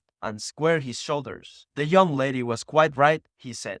There was no point in hanging about here. Halfway to the bus stop, he glanced back over his shoulder and said the Arabs weren't following. I, too, looked back. They were exactly as before, gazing in the same vague way at the spot where we had been. When we were in the bus, Raymond, who now seemed quite at ease, kept making jokes to amuse Marie. I could see he was attracted by her, but she had hardly a word for him. Now and again she would catch my eye and smile. We alighted just outside Algiers. The beach is not far from the bus stop. One has only to cross a patch of highland, a sort of plateau, which overlooks the sea and shelves down steeply to the sands. The ground here was covered with yellowish pebbles and wild lilies that showed snow white against the blue of the sky, which had already the hard, metallic glint it gets on very hot days. Marie amused herself swishing her bag against the flowers and sending the petals showering in all directions. Then we walked between two rows of little houses with wooden balconies and green or white palings. Some of them were half hidden in clumps of tamarisks, others rose naked from the stony plateau. Before we came to the end of it, the sea was in full view. It lay smooth as a mirror, and in the distance a big headland jutted out over its black reflection. Through the still air came the faint buzz of a motor engine, and we saw a fishing boat very far out, gliding almost imperceptibly across the dazzling smoothness. Marie picked some rock irises. Going down the steep path leading to the sea, we saw some bathers already on the sands. Raymond's friend owned a small wooden bungalow at the near end of the beach. Its back rested against the cliffside, while the front stood on piles which the water was already lapping. Raymond introduced us to his friend, whose name was Masson. He was tall, broad-shouldered, and thick-set. His wife was a plump, cheerful little woman who spoke with a Paris accent. Masson promptly told us to make ourselves at home. He had gone out fishing, he said, first thing in the morning, and there would be fried fish for lunch. I congratulated him on his little bungalow, and he said he always spent his weekends and holidays here. With the missus, needless to say, he added. I glanced at her and noticed that she and Marie seemed to be getting on well together, laughing and chattering away. For the first time, perhaps, I seriously considered the possibility of my marrying her. Masson wanted to have a swim at once, but his wife and Raymond were disinclined to move. So only the three of us, Marie, Masson, and myself, went down to the beach. Marie promptly plunged in, but Masson and I waited for a bit. He was rather slow of speech and had, I noticed, a habit of saying and what's more between his phrases, even when the second added nothing really to the first. Talking of Marie, he said, she's an awfully pretty girl and what's more, charming. But I soon ceased paying attention to this trick of his. I was basking in the sunlight, which, I noticed, was making me feel much better. The sand was beginning to stoke up underfoot, and though I was eager for a dip, I postponed it for a minute or two more. At last I said to Masson, shall we go in now? And plunged. Masson walked in gingerly and only began to swim when he was out of his depth. He swam hand over hand and made slow headway, so I left him behind and caught up with Marie. The water was cold and I felt all the better for it. We swam a long way out, Marie and I, side by side, and it was pleasant feeling how our movements matched, hers and mine, and how we were both in the same mood, enjoying every moment. Once we were out in the open, we lay on our backs and, as I gazed up at the sky, I could feel the sun drawing up the film of salt water on my lips and cheeks. We saw Masson swim back to the beach and slump down on the sand under the sun. In the distance he looked enormous, like a stranded whale. Then Marie proposed that we should swim tandem. She went ahead and I put my arms round her waist from behind, and while she drew me forward with her arm strokes, I kicked out behind to help us on. That sound of little splashes had been in my ears for so long that I began to feel I'd had enough of it. So I let go of Marie and swam back at an easy pace, taking long, deep breaths. When I made the beach, I stretched myself belly downward beside Masson, resting my face on the sand. I told him it was fine here, and he agreed. Presently Marie came back. I raised my head to watch her approach. She was glistening with brine and holding her hair back. Then she lay down beside me, and what with the combined warmth of our bodies and the sun, I felt myself dropping off to sleep. After a while Marie tugged my arm, and said Masson had gone to his place. It must be nearly lunchtime. I rose at once, as I was feeling hungry, but Marie told me I hadn't kissed her once since the early morning. That was so, though I'd wanted to, several times. Let's go into the water again, she said, and we ran into the sea and lay flat amongst the ripples for a moment. Then we swam a few strokes, and when we were almost out of our depth she flung her arms round me and hugged me. I felt her legs twining round mine, and my senses tingled. When we got back, Masson was on the steps of his bungalow, shouting to us to come. I told him I was ravenously hungry, and he promptly turned to his wife and said he'd taken quite a fancy to me. The bread was excellent, and I had my full share of the fish. Then came some steak and potato chips. None of us spoke while eating. Mason drank a lot of wine and kept refilling my glass the moment it was empty. By the time coffee was handed round, I was feeling slightly muzzy, and I started smoking one cigarette after another. Mason, Raymond, and I discussed a plan of spending the whole of August on the beach together, sharing expenses. Suddenly Marie exclaimed, "I say, do you know the time? It's only 11:30. We were all surprised at that, and Mason remarked that we'd had a very early lunch, but really lunch was a movable feast. You had it when you felt like it. This set Marie laughing. I don't know why. I suspect she'd drunk a bit too much. Then Mason asked if I'd like to come with him for a stroll on the beach. My wife always has a nap after lunch, he said. Personally, I find it doesn't agree with me. What I need is a short walk. I'm always telling her it's much better for the health. But, of course, she's entitled to her own opinion. Marie proposed to stay and help with the washing up.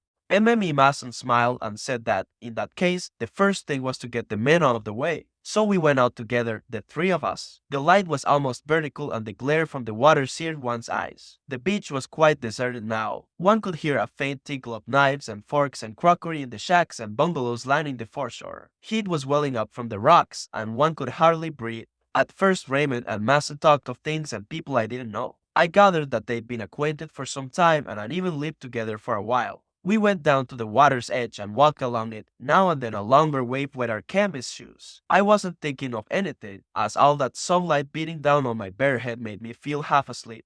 Just then Raymond said something to Mason that I didn't quite catch, but at the same moment I noticed two Arabs in blue dungarees a long way down the beach, coming in our direction. I gave Raymond a look and he nodded, saying, "That's him." We walked steadily on. Mason wondered how they'd managed to track us here. My impression was that they had seen us taking the bus and noticed Marie's oilcloth bathing bag.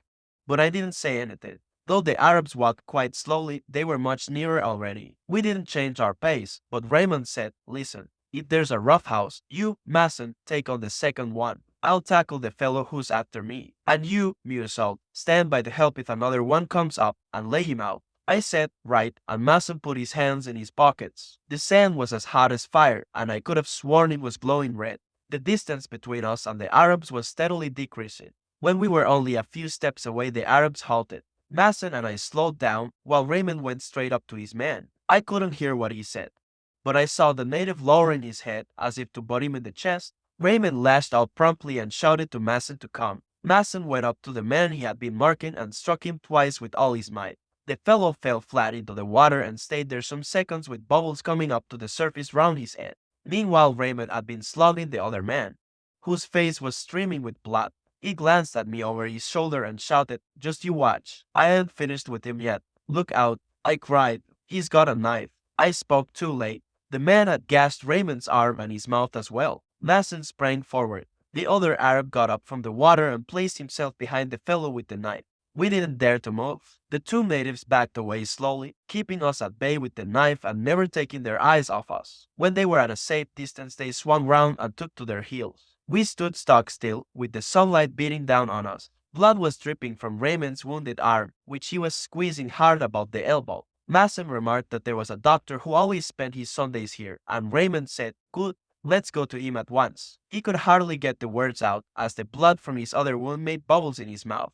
We each gave him an arm and helped him back to the bungalow. Once we were there, he told us the wounds weren't so very deep and he could walk to where the doctor was. Marie had gone quite pale, and MME Mason was in tears. Mason and Raymond went off to the doctor's while I was left behind at the bungalow to explain matters to the women. I didn't much relish the task and soon dried up and started smoking, staring at the sea. Raymond came back at about 1:30, accompanied by Mason. He had his arm bandaged and a strip of sticking plaster on the corner of his mouth. The doctor had assured him it was nothing serious, but he was looking very glum. Mason tried to make him laugh, but without success. Presently Raymond said he was going for a stroll on the beach. I asked him where he proposed to go, and he mumbled something about wanting to take the air. We, Mason and I, then said we'd go with him, but he flew into a rage and told us to mind our own business. Mason said we mustn't insist, seeing the state he was in. However, when he went out, I followed him. It was like a furnace outside, with the sunlight splintering into flakes of fire on the sand and sea. We walked for quite a while, and I had an idea that Raymond had a definite idea where he was going, but probably I was mistaken about this. At the end of the beach we came to a small stream that had cut a channel in the sand, after coming out from behind a biggish rock. There we found our two Arabs again, lying on the sand in their blue dungarees. They looked harmless enough, as if they didn't bear any malice, and neither made any move when we approached. The man who had slashed Raymond stared at him without speaking. The other man was blowing down a little reed and extracting from it 3 notes of the scale, which he played over and over again, while he watched us from the corner of an eye. For a while nobody moved. It was all sunlight and silence except for the tinkle of the stream and those 3 little lonely sounds. Then Raymond put his hand to his revolver pocket, but the Arab still didn't move.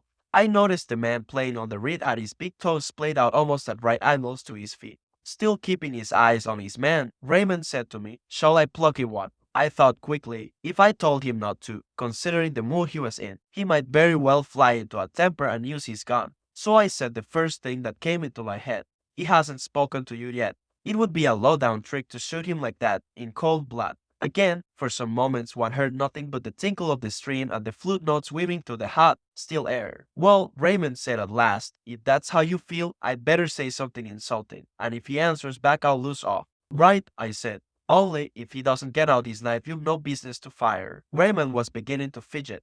The Arab with the reed went on playing, and both of them watched all our movements. "Listen," I said to Raymond. "You take on the fellow on the right and give me your revolver. If the other one starts making trouble or gets out his knife, I'll shoot." The sun glinted on Raymond's revolver as he handed it to me. But nobody made a move yet. It was just as if everything had closed in on us so that we couldn't stir. We could only watch each other, never lowering our eyes. The whole world seemed to have come to a standstill on this little strip of sand between the sunlight and the sea, the twofold silence of the reed and stream. And just then it crossed my mind that one might fire or not fire, and it would come to absolutely the same thing. Then, all of a sudden, the Arabs vanished. They'd slipped like lizards under cover of the rock. So Raymond and I turned and walked back. He seemed happier and began talking about the bus to catch for our return. When we reached the bungalow, Raymond promptly went up the wooden steps, but I halted on the bottom one. The light seemed thudding in my head, and I couldn't face the effort needed to go up the steps and make myself amiable to the women.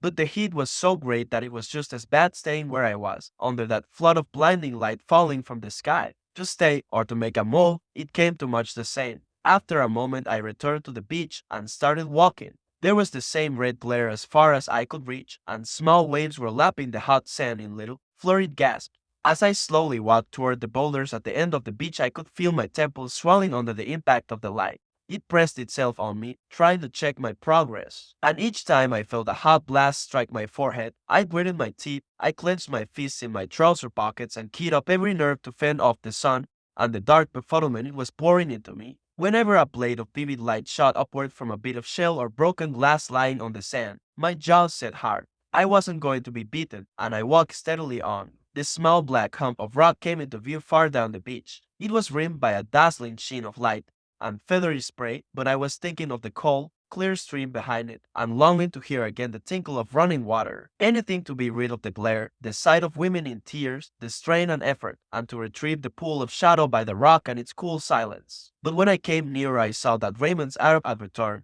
He was by himself this time, lying on his back, his hands behind his head, his face shaded by the rock while the sun beat on the rest of his body. One could see his dungarees steaming in the heat. I was rather taken aback. My impression had been that the incident was closed, and I hadn't given a thought to it on my way here. On seeing me, the Arab raised himself a little, and his hand went to his pocket. Naturally, I gripped Raymond's revolver in the pocket of my coat. Then the Arab let himself sink back again, but without taking his hand from his pocket. I was some distance off, at least 10 yards, and most of the time I saw him as a blurred dark form wobbling in the heat haze. Sometimes, however, I had glimpses of his eyes glowing between the half-closed lids. The sound of the waves was even lazier, feebler than at noon. But the light hadn't changed. It was pounding as fiercely as ever on the long stretch of sand that ended at the rock. For 2 hours the sun seemed to have made no progress, becalmed in a sea of molten steel. Far out on the horizon a steamer was passing. I could just make out from the corner of an eye the small black moving patch, while I kept my gaze fixed on the Arab.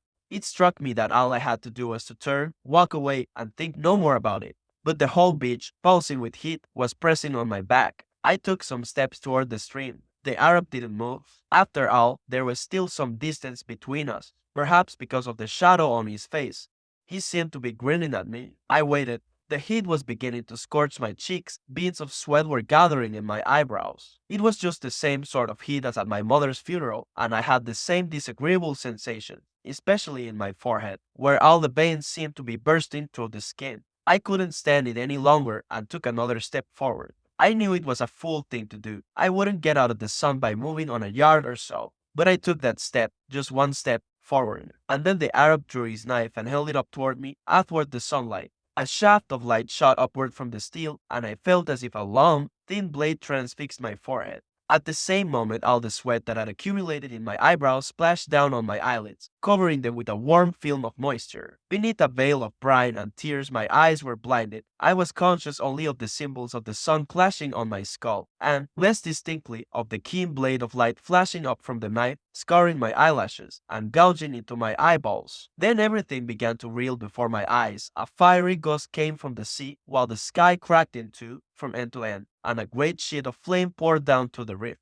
Every nerve in my body was a steel spring, and my grip closed on the revolver. The trigger gave, and the smooth underbelly of the butt jogged my palm. And so, with that crisp, whip-crack sound, it all began. I shook off my sweat and the clinging veil of light. I knew I'd shattered the balance of the day, the spacious calm of this beach on which I had been happy. But I fired 4 shots more into the inert body, on which they left no visible trace. And each successive shot was another loud, fateful rap on the door of my undoing. I was questioned several times immediately after my arrest, but they were all formal examinations as to my identity and so forth. At the first of these, which took place at the police station, nobody seemed to have much interest in the case. However, when I was brought before the examining magistrate a week later, I noticed that he eyed me with distinct curiosity. Like the others, he began by asking my name, address, and occupation, the date and place of my birth. Then he inquired if I had chosen a lawyer to defend me. I answered, no, I hadn't thought about it, and asked him if it was really necessary for me to have one.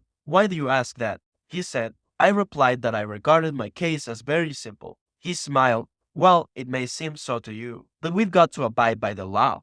And if you don't engage a lawyer, the court will have to appoint one for you. It struck me as an excellent arrangement that the authorities should see to details of this kind, and I told him so. He nodded and agreed that the code was all that could be desired. At first, I didn't take him quite seriously. The room in which he interviewed me was much like an ordinary sitting room, with curtained windows and a single lamp standing on the desk. Its light fell on the armchair in which he had me sit, while his own face stayed in shadow. I had read descriptions of such scenes in books, and at first it all seemed like a game. After our conversation, however, I had a good look at him. He was a tall man with clean-cut features, deep-set blue eyes, a big gray mustache, and abundant, almost snow-white hair, and he gave me the impression of being highly intelligent and, on the whole, likable enough.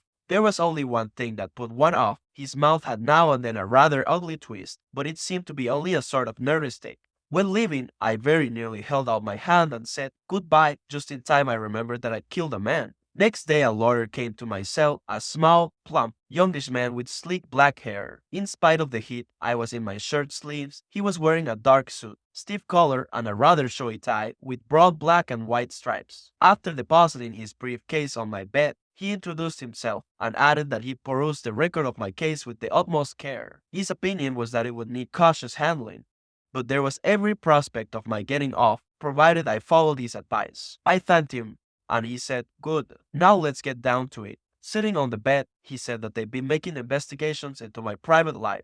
They had learned that my mother died recently in a home. Inquiries had been conducted at Marengo, and the police informed that I'd shown great callousness at my mother's funeral. You must understand, the lawyer said, that I don't relish having to question you about such a matter, but it has much importance, and unless I find some way of answering the charge of callousness, I shall be handicapped in conducting your defense, and that is where you, and only you, can help me. He went on to ask if I had felt grief on that sad occasion.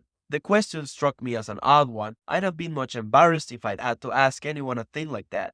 I answered that, of recent years, I'd rather lost the habit of noting my feelings, and hardly knew what to answer. I could truthfully say I'd been quite fond of mother, but really that didn't mean much. All normal people, I added as an afterthought, had more or less desired the death of those they loved, at some time or another. Here the lawyer interrupted me, looking greatly perturbed. You must promise me not to say anything of that sort at the trial, or to the examining magistrate.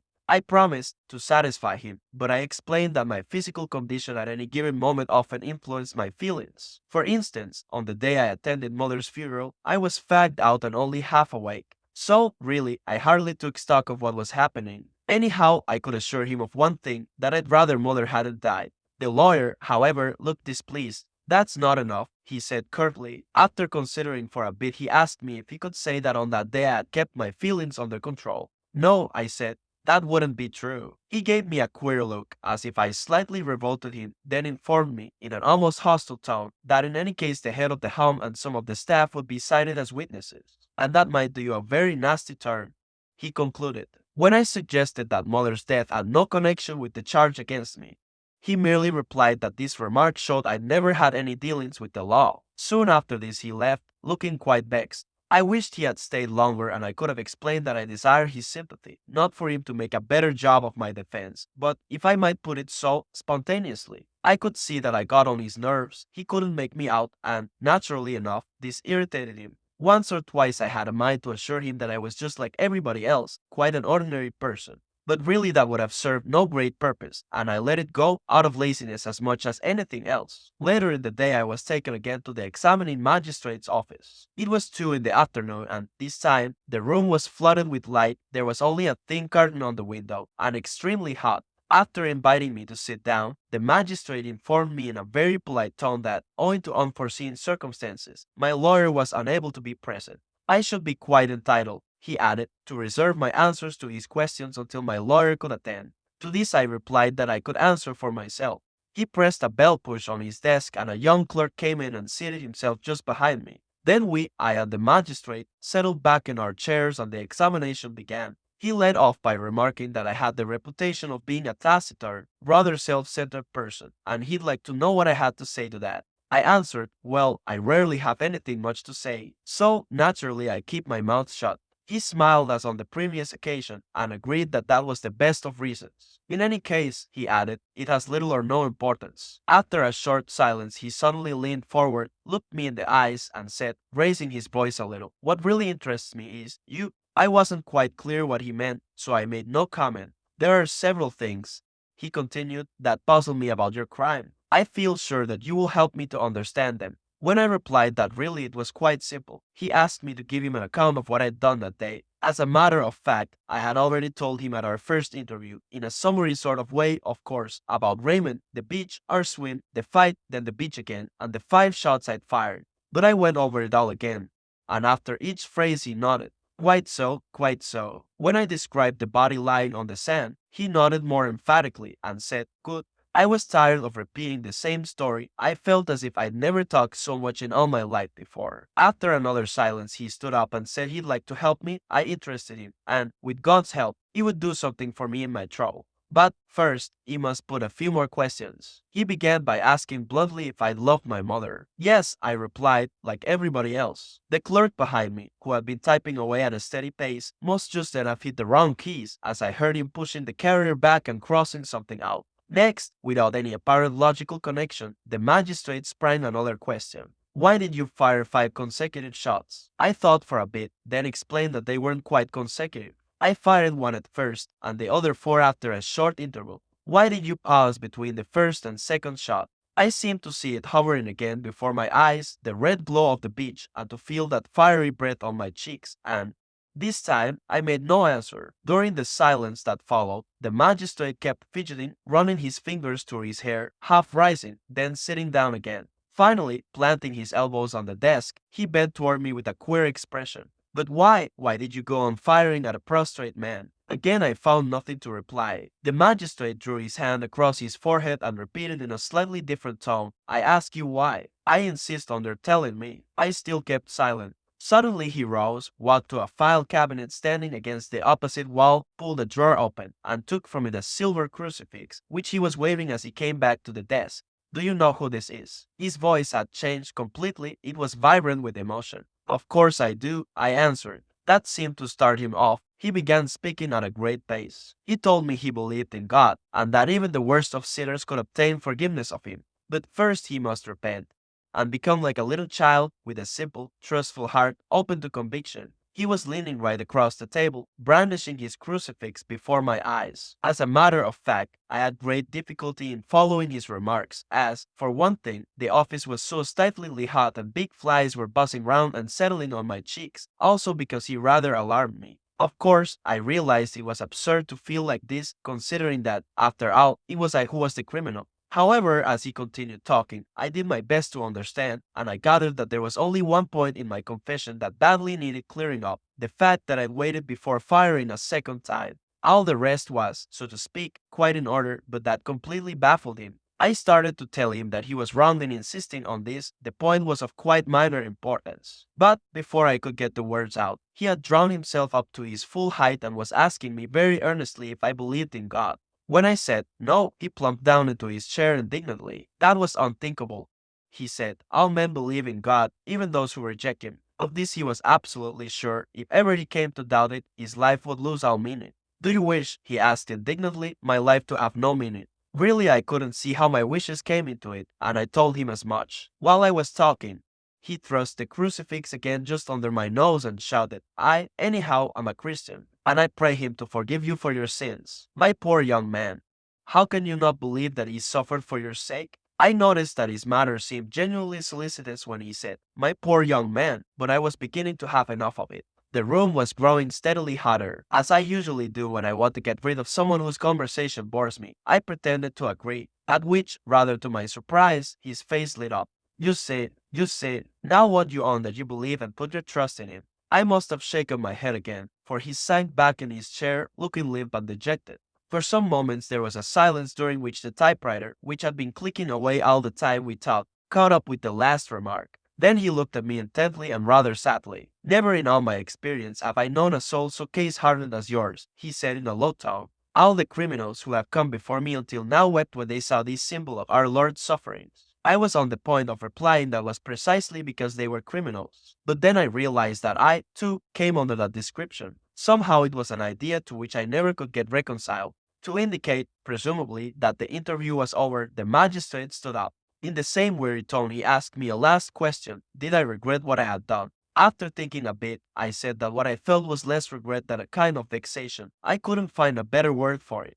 But he didn't seem to understand. This was as far as things went at that day's interview. I came before the magistrate many times more, but on these occasions my lawyer always accompanied me. The examinations were confined to asking me to amplify my previous statements, or else the magistrate and my lawyer discussed technicalities. At such times they took very little notice of me, and, in any case, the tone of the examinations changed as time went on. The magistrate seemed to have lost interest in me and to have come to some sort of decision about my case. He never mentioned God again or displayed any of the religious fervor I had found so embarrassing at our first interview. The result was that our relations became more cordial. After a few questions, followed by an exchange of remarks with the lawyer, the magistrate closed the interview. My case was taking its course, as he put it. Sometimes, too, the conversation was of a general order, and the magistrate and lawyer encouraged me to join in it. I began to breathe more freely. Neither of the two men, at these times, showed the least hostility toward me, and everything went so smoothly, so amiably, that I had an absurd impression of being one of the family. I can honestly say that during the 11 months these examinations lasted, I got so used to them that I was almost surprised at having ever enjoyed anything better than those rare moments when the magistrate, after escorting me to the door of the office, would pat my shoulder and say in a friendly tone, "Well, Mr. Antichrist, that's all for the present."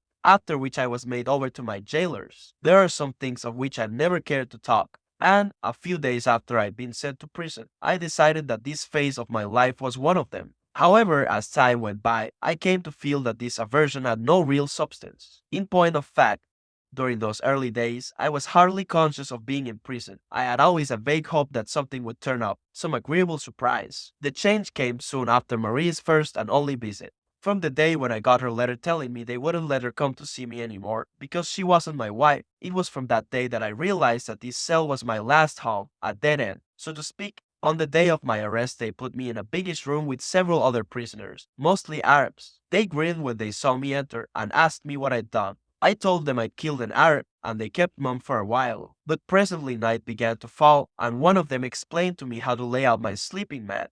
By rolling up one end, one makes a sort of bolster. All night I felt bugs crawling over my face. Some days later I was put by myself in a cell where I slept on a plank bed hinged to the wall. The only other furniture was a latrine bucket and a tin basin. The prison stands on rising ground, and through my little window I had glimpses of the sea. One day when I was hanging on the bars, straining my eyes toward the sunlight playing on the waves, a jailer entered and said I had a visitor. I thought it must be Marie, and so it was. To go to the visitor's room, I was taken along a corridor, then up a flight of steps, then along another corridor. It was a very large room, lit by a big bow window and divided into 3 compartments by high iron grills running transversely. Between the 2 grills there was a gap of some 30 feet, a sort of no man's land between the prisoners and their friends. I was led to a point exactly opposite Marie, who was wearing her striped dress. On my side of the rails were about a dozen other prisoners, Arabs for the most part. On Marie's side were mostly Moorish women. She was wedged between a small old woman with tight-set lips and a fat matron, without a hat, who was talking shrilly and gesticulated all the time. Because of the distance between the visitors and prisoners, I found I, too, had to raise my voice. When I came into the room, the babel of voices echoing on the bare walls and the sunlight streaming in, flooding everything in a harsh white glare, made me feel quite dizzy. After the relative darkness and the silence of my cell, it took me some moments to get used to these conditions. After a bit, however, I came to see each face quite clearly, lit up as if a spotlight played on it. I noticed a prison official seated at each end of the no man's land between the grills. The native prisoners and their relations on the other side were squatting opposite each other. They didn't raise their voices and, in spite of the din, managed to converse almost in whispers. This murmur of voices coming from below made a sort of accompaniment to the conversations going on above their heads. I took stock of all this very quickly and moved a step forward toward Marie. She was pressing her brown, suntanned face to the bars and smiling as hard as she could. I thought she was looking very pretty, but somehow couldn't bring myself to tell her so. "Well," she asked, pitching her voice very high, "what about it? Are you all right? Have you everything you want?" "Oh, yes, I've everything I want." We were silent for some moments. Marie went on smiling. The fat woman was bawling at the prisoner beside me, her husband presumably a tall, fair, pleasant-looking man. Jane refused to have him, she yelled. "That's just too bad," the man replied. "Yes, and I told her you'd take him back the moment you got out, but she wouldn't hear of it." Marie shouted across the gap that Raymond sent me his best wishes, and I said, "Thanks," but my voice was drowned by my neighbors, asking if he was quite fit. The fat woman gave a laugh. "Fit? I should say he is. The picture of health." Meanwhile, the prisoner on my left, a youngster with thin, girlish hands, never said a word. His eyes, I noticed, were fixed on the little old woman opposite him, and she returned his gaze with a sort of hungry passion. But I had to stop looking at them as Marie was shouting to me that we mustn't lose hope. "Certainly not," I answered. My gaze fell on her shoulders, and I had a sudden longing to squeeze them through the thin dress. Its silky texture fascinated me, and I had a feeling that the hope she spoke of centered on it, somehow. I imagined something of the same sort was in Marie's mind, for she went on smiling, looking straight at me. "It'll all come right, you'll see, and then we shall get married." All I could see of her now was the white flash of her teeth and the little puckers round her eyes. I answered, "Do you really think so?" But chiefly because I felt it up to me to answer something. She started talking very fast in the same high-pitched voice. "Yes, you'll be acquitted, and we'll go bathing again Sundays." The woman beside me was still yelling away, telling her husband that she'd left a basket for him in the prison office. She gave a list of the things she'd brought and told him to mind and check them carefully, as some had cost quite a lot. The youngster on my other side and his mother were still gazing mournfully at each other, and the murmur of the Arabs droned on below us. The light outside seemed to be surging up against the window, seeping through, and smearing the faces of the people facing it with a coat of yellow oil. I began to feel slightly squeamish, and wished I could leave. The strident voice beside me was jarring on my ears. But, on the other hand, I wanted to have the most I could of Marie's company. I've no idea how much time passed. I remember Marie's describing to me her work, with that set smile always on her face. There wasn't a moment's let up in the noise, shouts, conversations, and always that muttering undertone. The only oasis of silence was made by the young fellow and the old woman gazing into each other's eyes. Then, one by one, the Arabs were led away. Almost everyone fell silent when the first one left.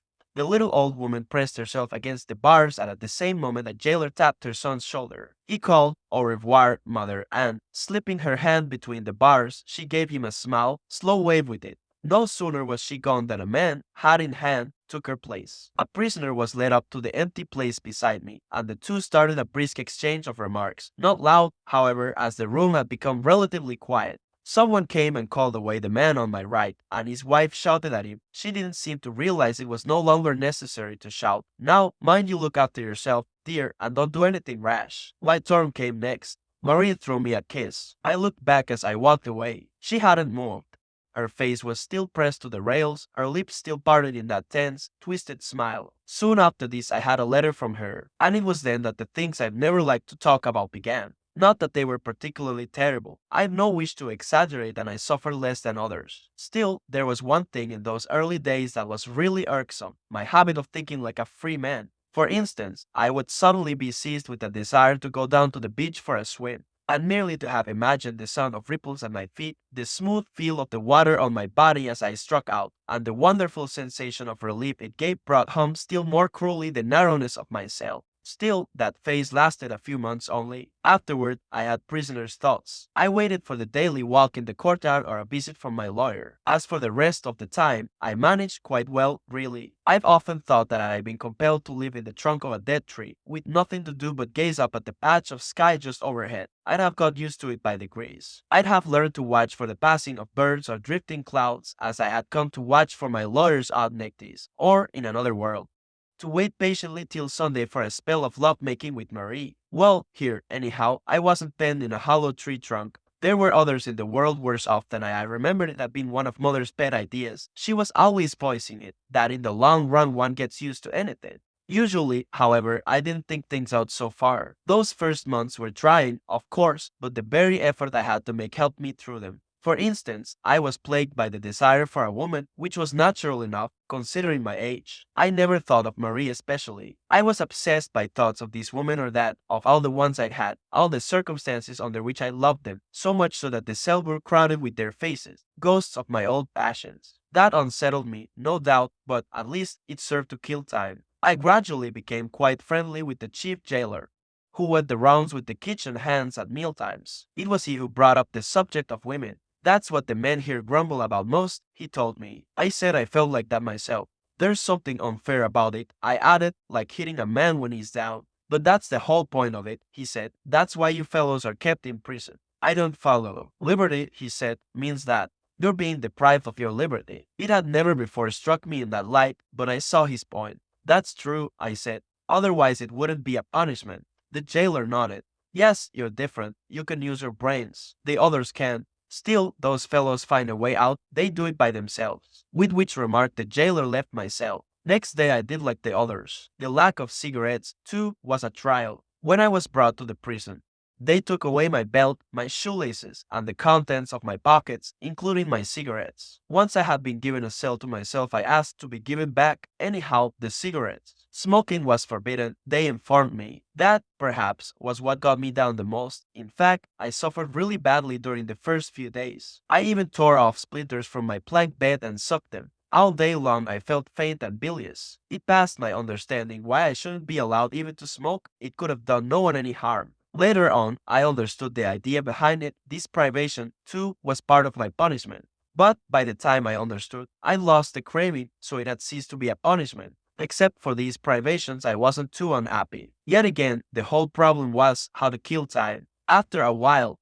however, once I'd learned the trick of remembering things, I never had a moment's boredom. Sometimes I would exercise my memory on my bedroom and, starting from a corner, make the round, noting every object I saw on the way. At first it was over in a minute or two, but each time I repeated the experience, it took a little longer. I made a point of visualizing every piece of furniture and each article upon it, and then every detail of each article. And finally the details of the details, so to speak, a tiny dent or incrustation, or a chipped edge, and the exact grain and color of the woodwork. At the same time, I forced myself to keep my inventory in mind from start to finish, in the right order and omitting no item, with the result that, after a few weeks, I could spend hours merely in listing the objects in my bedroom. I found that the more I thought, the more details, half forgotten or malobserved, floated up from my memory. There seemed no end to them. So I learned that even after a single day's experience of the outside world, a man could easily live 100 years in prison. He'd have laid up enough memories never to be bored. Obviously, in one way, this was a compensation. Then there was sleep. To begin with, I slept badly at night and never in the day. But gradually my nights became better and I managed to doze off in the daytime as well. In fact, during the last months, I must have slept 16 or 18 hours out of the 24. So there remained only 6 hours to fill with meals, reliving nature, my memories, and the story of the check. One day, when inspecting my straw mattress, I found a bit of newspaper stuck to its underside. The paper was yellow with age, almost transparent, but I could still make out the letterprint. It was the story of a crime. The first part was missing, but I gathered that its scene was some village in Czechoslovakia. One of the villagers had left his home to try his luck abroad. After 25 years, having made a fortune, he returned to his country with his wife and child. Meanwhile, his mother and sister had been running a small hotel in the village where he was born. He decided to give them a surprise and, leaving his wife and child in another inn, he went to stay at his mother's place, booking a room under an assumed name. His mother and sister completely failed to recognize him. At dinner that evening, he showed them a large sum of money he had on him, and in the course of the night they slaughtered him with a hammer. After taking the money, they flung the body into the river. Next morning, his wife came and, without thinking, betrayed the guest's identity. His mother hanged herself. His sister threw herself into a well. I must have read that story thousands of times. In one way it sounded most unlikely, in another it was plausible enough.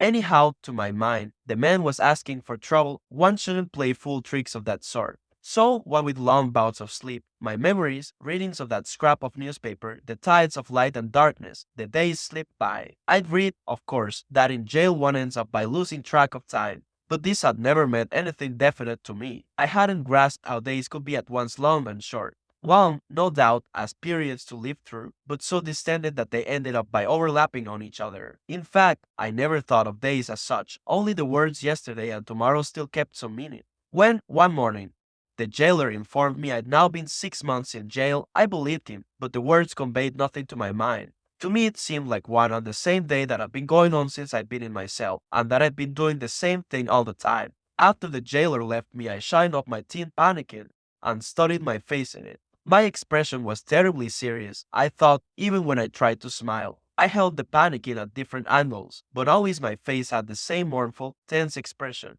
The sun was setting and it was the hour of which I'd rather not speak. The nameless hour, I called it, when evening sounds were creeping up from all the floors of the prison in a sort of stealthy procession. I went to the bar window and in the last rays looked once again at my reflected face. It was as serious as before, and that wasn't surprising, as just then I was feeling serious. But at the same time, I heard something that I hadn't heard for months. It was the sound of a voice, my own voice, there was no mistaking it. And I recognized it as the voice that for many a day of late had been sounding in my ears. So I knew that all this time I'd been talking to myself. And something I'd been told came back, a remark made by the nurse at mother's funeral. No, there was no way out, and no one can imagine what the evenings are like in prison. On the whole, I can't say that those months passed slowly. Another summer was on its way almost before I realized the first was over. And I knew that with the first really hot days something new was in store for me. My case was down for the last sessions of the assize court, and those sessions were due to end sometime in June. The day on which my trial started was one of brilliant sunshine.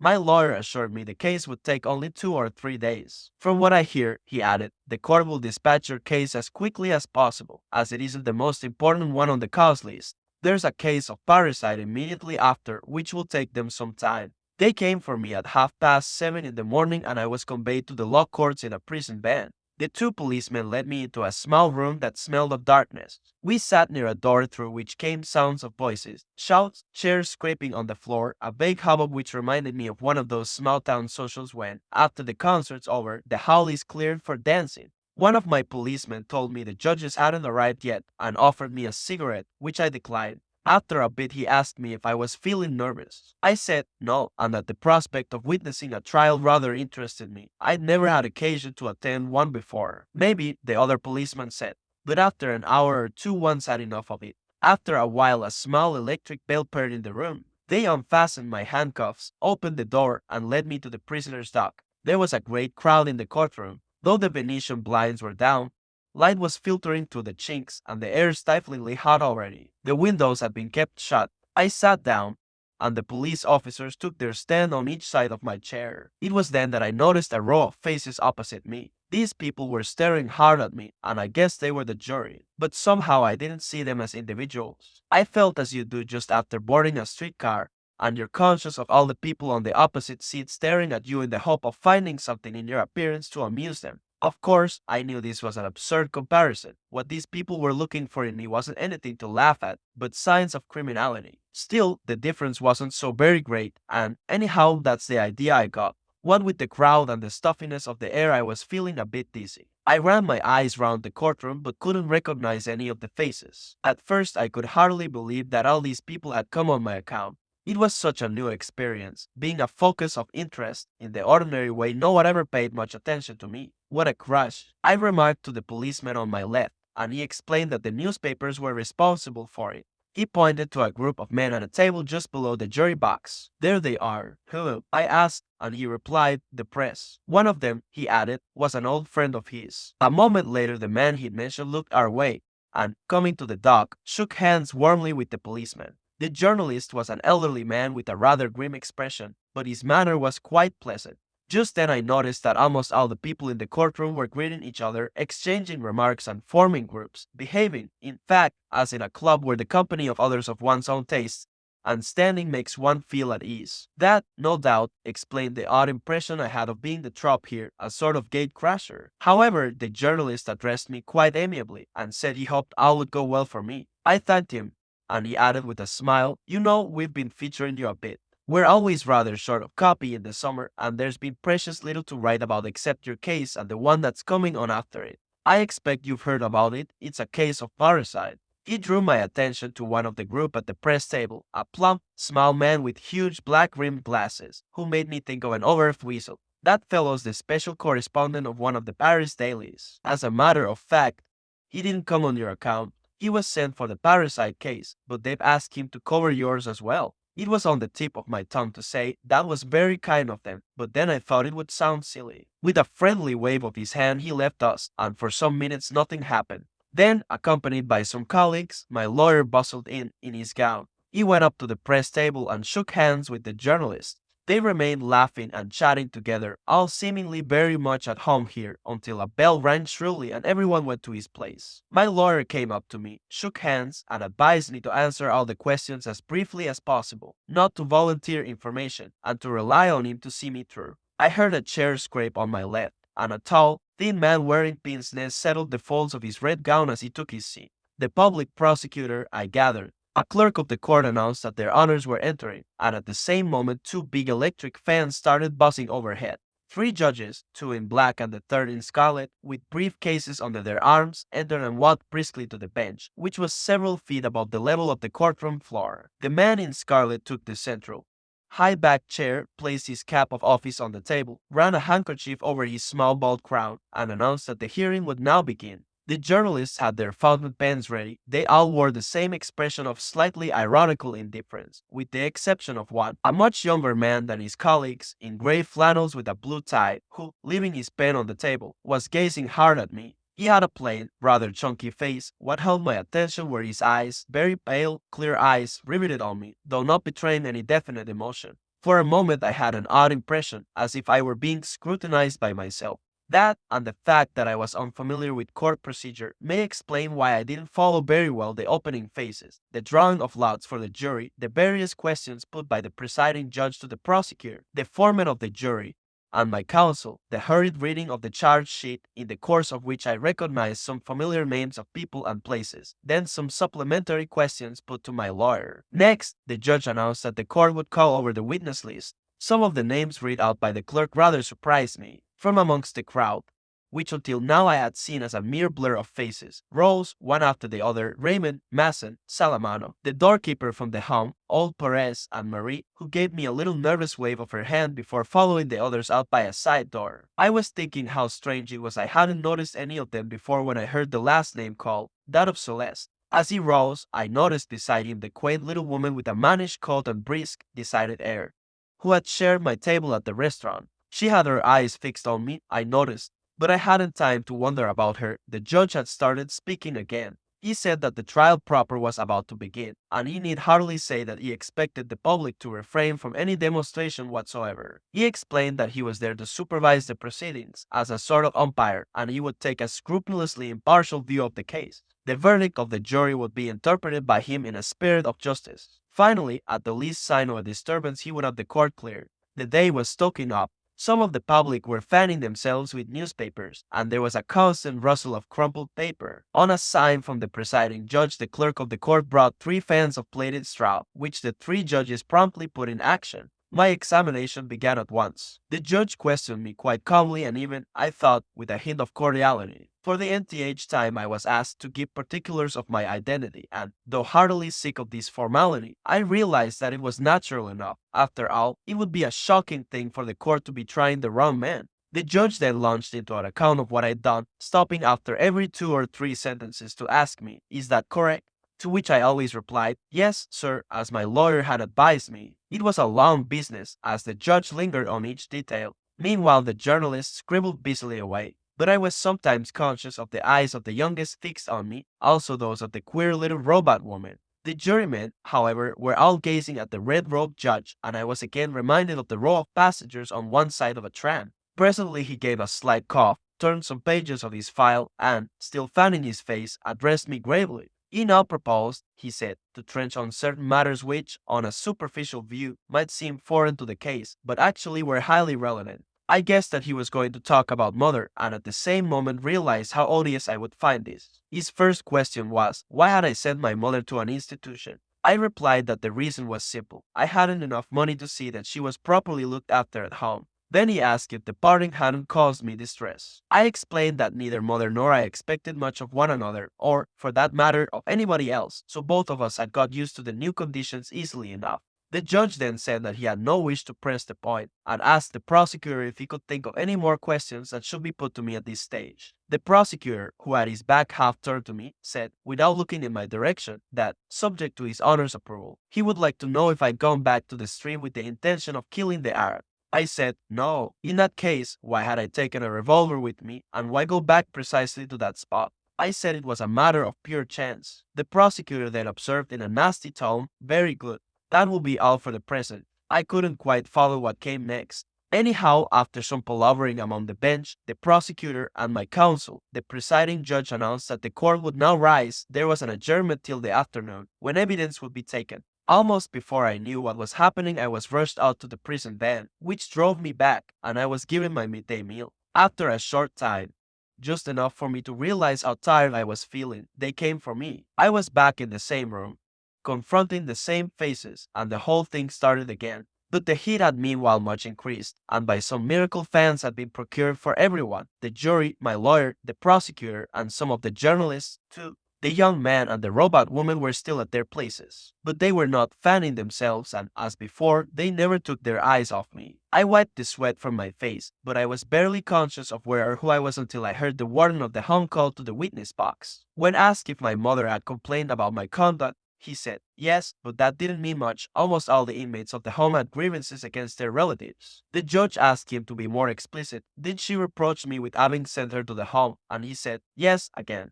But this time he didn't qualify his answer. To another question he replied that on the day of the funeral he was somewhat surprised by my calmness. Asked to explain what he meant by my calmness, the warden lowered his eyes and stared at his shoes for a moment. Then he explained that I hadn't wanted to see mother's body or shed a single tear, and that I left immediately the funeral ended, without lingering at her grave. Another thing had surprised him. One of the undertaker's men told him that I didn't know my mother's age. There was a short silence.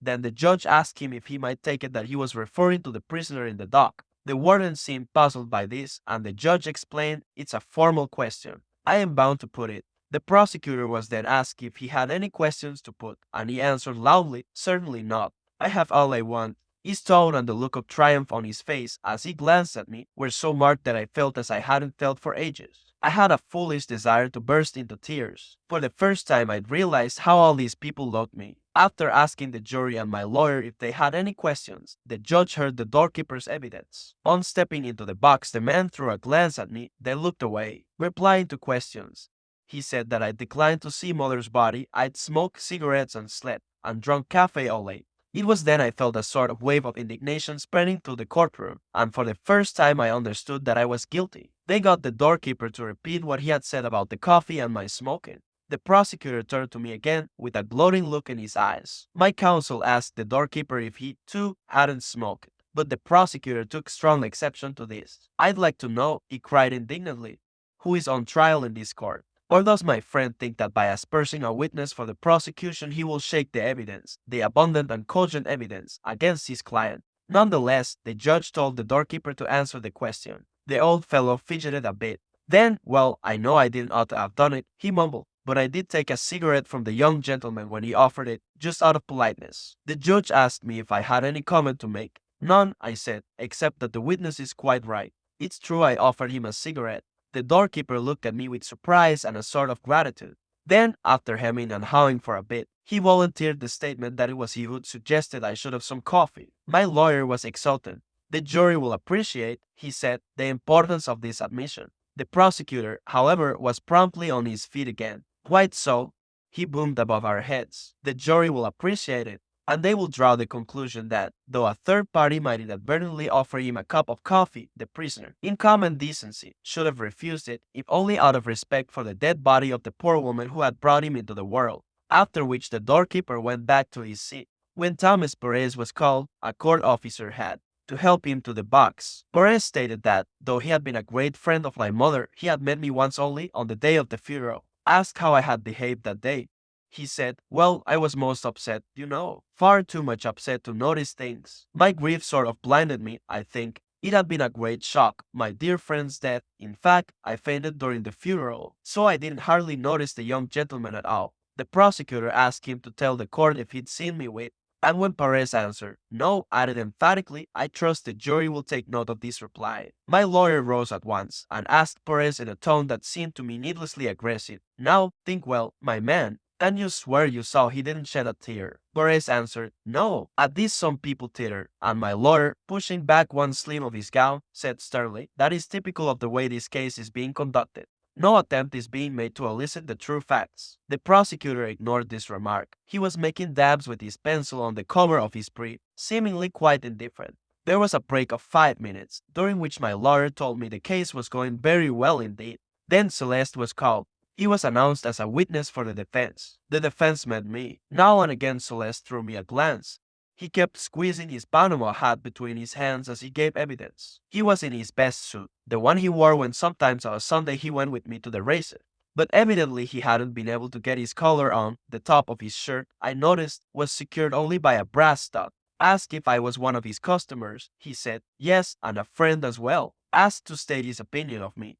He said that I was all right, and when told to explain what he meant by that, he replied that everyone knew what that meant. Was I a secretive sort of man? "No," he answered, "I shouldn't call him that. But he isn't one to waste his breath, like a lot of folks." The prosecutor asked him if I always settled my monthly bill at his restaurant when he presented it. Celeste laughed. "Oh, he paid on the nail. All right, but the bills were just details like between him and me." Then he was asked to say what he thought about the crime. He placed his hands on the rail of the box, and one could see he had a speech already. To my mind, it was just an accident, or a stroke of bad luck, if you prefer, and a thing like that takes you off your guard. He wanted to continue, but the judge cut him short. "Quite so. That's all, thank you." For a bit Celeste seemed flabbergasted. Then he explained that he hadn't finished what he wanted to say. They told him to continue, but to make it brief. He only repeated that it was just an accident. "That's as it may be," the judge observed, "but what we are here for is to try such accidents, according to law. You can stand down." Celeste turned and gazed at me. His eyes were moist and his lips trembled. It was exactly as if he'd said, "Well, I've done my best for you, old man. I'm afraid it hasn't helped much. I'm sorry. I didn't say anything or make any movement, but for the first time in my life I wanted to kiss a man." The judge repeated his order to stand down, and Celeste returned to his place amongst the crowd.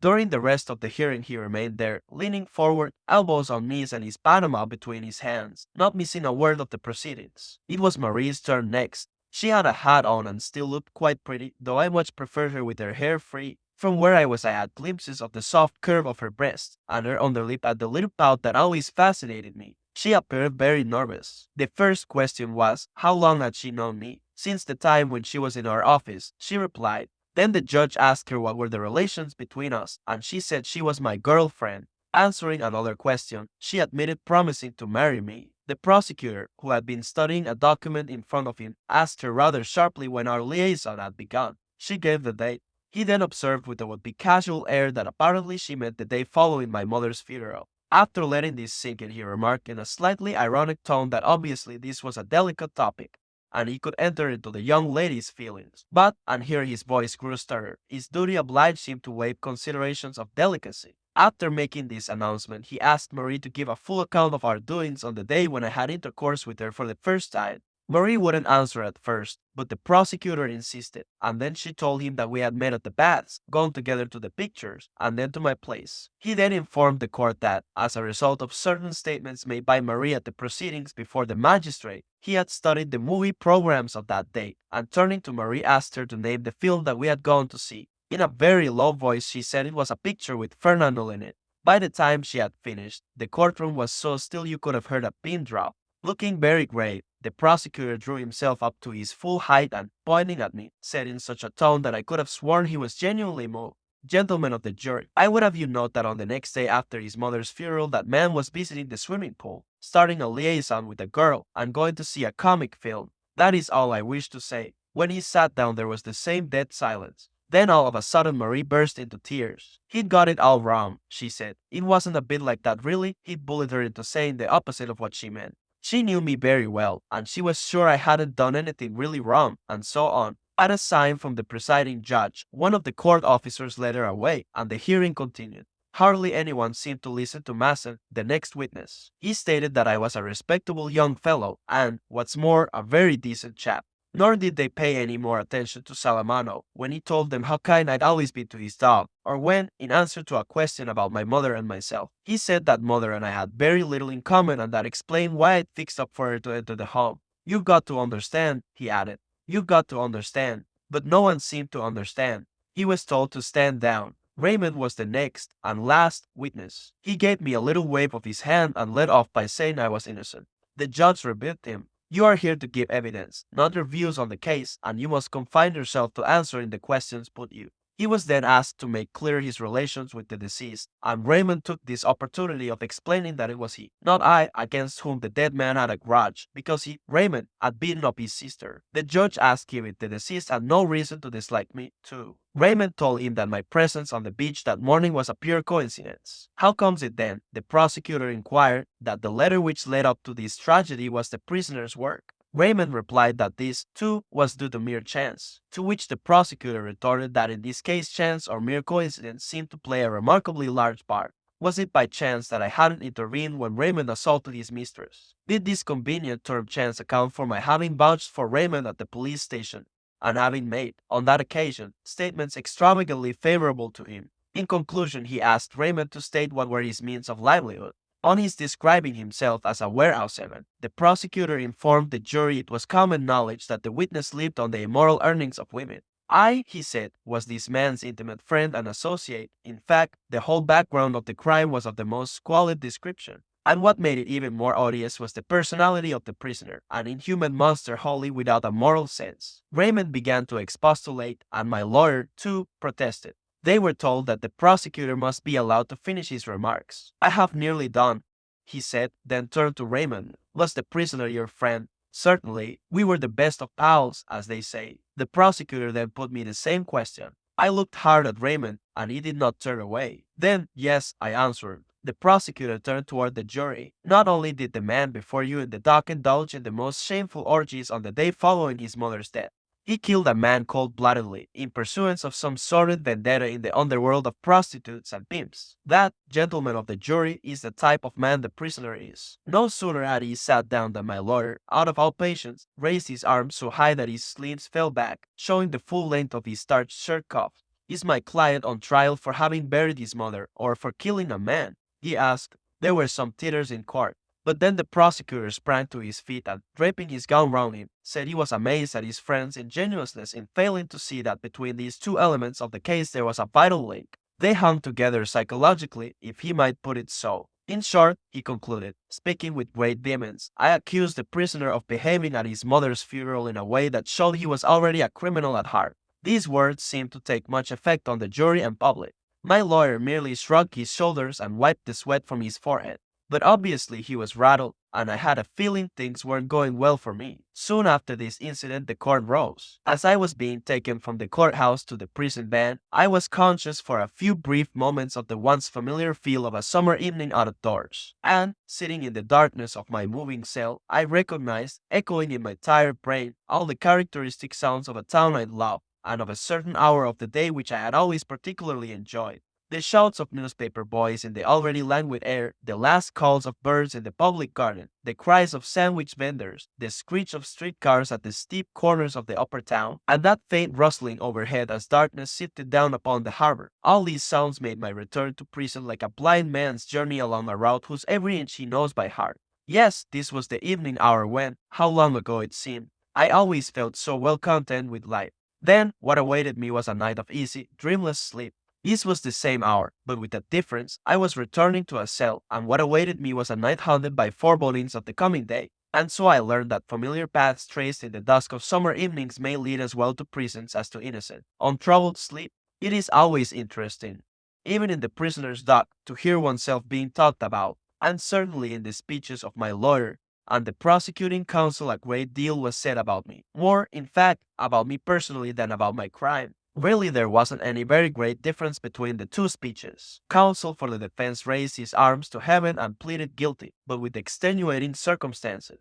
The prosecutor made similar gestures. He agreed that I was guilty, but denied extenuating circumstances. One thing about this phase of the trial was rather irksome. Quite often, interested as I was in what they had to say, I was tempted to put in a word myself. But my lawyer had advised me not to. You won't do your case any good by talking, he had warned me. In fact, there seemed to be a conspiracy to exclude me from the proceedings. I wasn't to have any say, and my fate was to be decided out of hand. It was quite an effort at times for me to refrain from cutting them all short and saying, "But damn it all, who's on trial in this court? I'd like to know. It's a serious matter for a man being accused of murder, and I've something really important to tell you." However, on second thoughts, I found I had nothing to say. In any case, I must admit that hearing oneself talk about loses its interest very soon.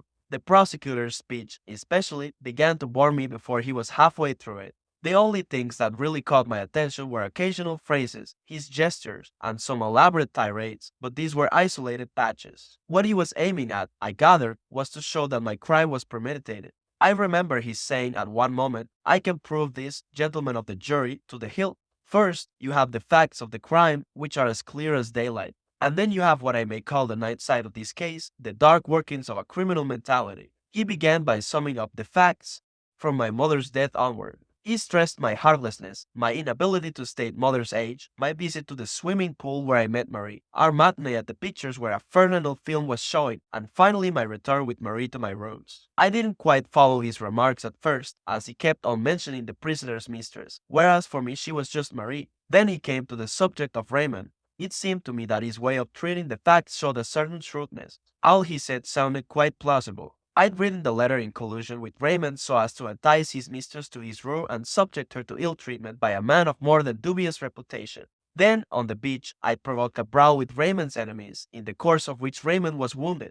I'd asked him for his revolver and gone back by myself with the intention of using it. Then I'd shot the Arab. After the first shot, I waited. Then, to be certain of making a good job of it, I fired 4 more shots deliberately, point blank, and in cold blood at my victim. "That is my case," he said. "I have described to you the series of events which led this man to kill the deceased, fully aware of what he was doing. I emphasize this point. We are not concerned with an act of homicide committed on a sudden impulse which might serve as extenuation. I ask you to note, gentlemen of the jury, that the prisoner is an educated man. You will have observed the way in which he answered my questions. He is intelligent and he knows the value of words. And I repeat that it is quite impossible to assume that, when he committed the crime, he was unaware what he was doing. I noticed that he laid stress on my intelligence. It puzzled me rather why what would count as a good point in an ordinary person should be used against an accused man as an overwhelming proof of his guilt. While thinking this over, I missed what he said next, until I heard him exclaim indignantly, and as he uttered a word of regret for his most odious crime. "Not one word, gentlemen. Not once in the course of these proceedings did this man show the least contrition." Turning toward the dock, he pointed a finger at me and went on in the same strain. I really couldn't understand why he harped on this point so much. Of course, I had to own that he was right. I didn't feel much regret for what I'd done. Still, to my mind, he overdid it, and I'd have liked to have a chance of explaining to him in a quite friendly, almost affectionate way that I have never been able really to regret anything in all my life. I've always been far too much absorbed in the present moment or the immediate future to think back. Of course, in the position into which I had been forced, there was no question of my speaking to anyone in that town. I hadn't the right to show any friendly feeling or possess good intentions, and I tried to follow what came next, as the prosecutor was now considering what he called my soul. He said he'd studied it closely and had found a blank, literally nothing, gentlemen of the jury. Really, he said, I had no soul. There was nothing human about me. Not one of those moral qualities which normal men possess had any place in my mentality.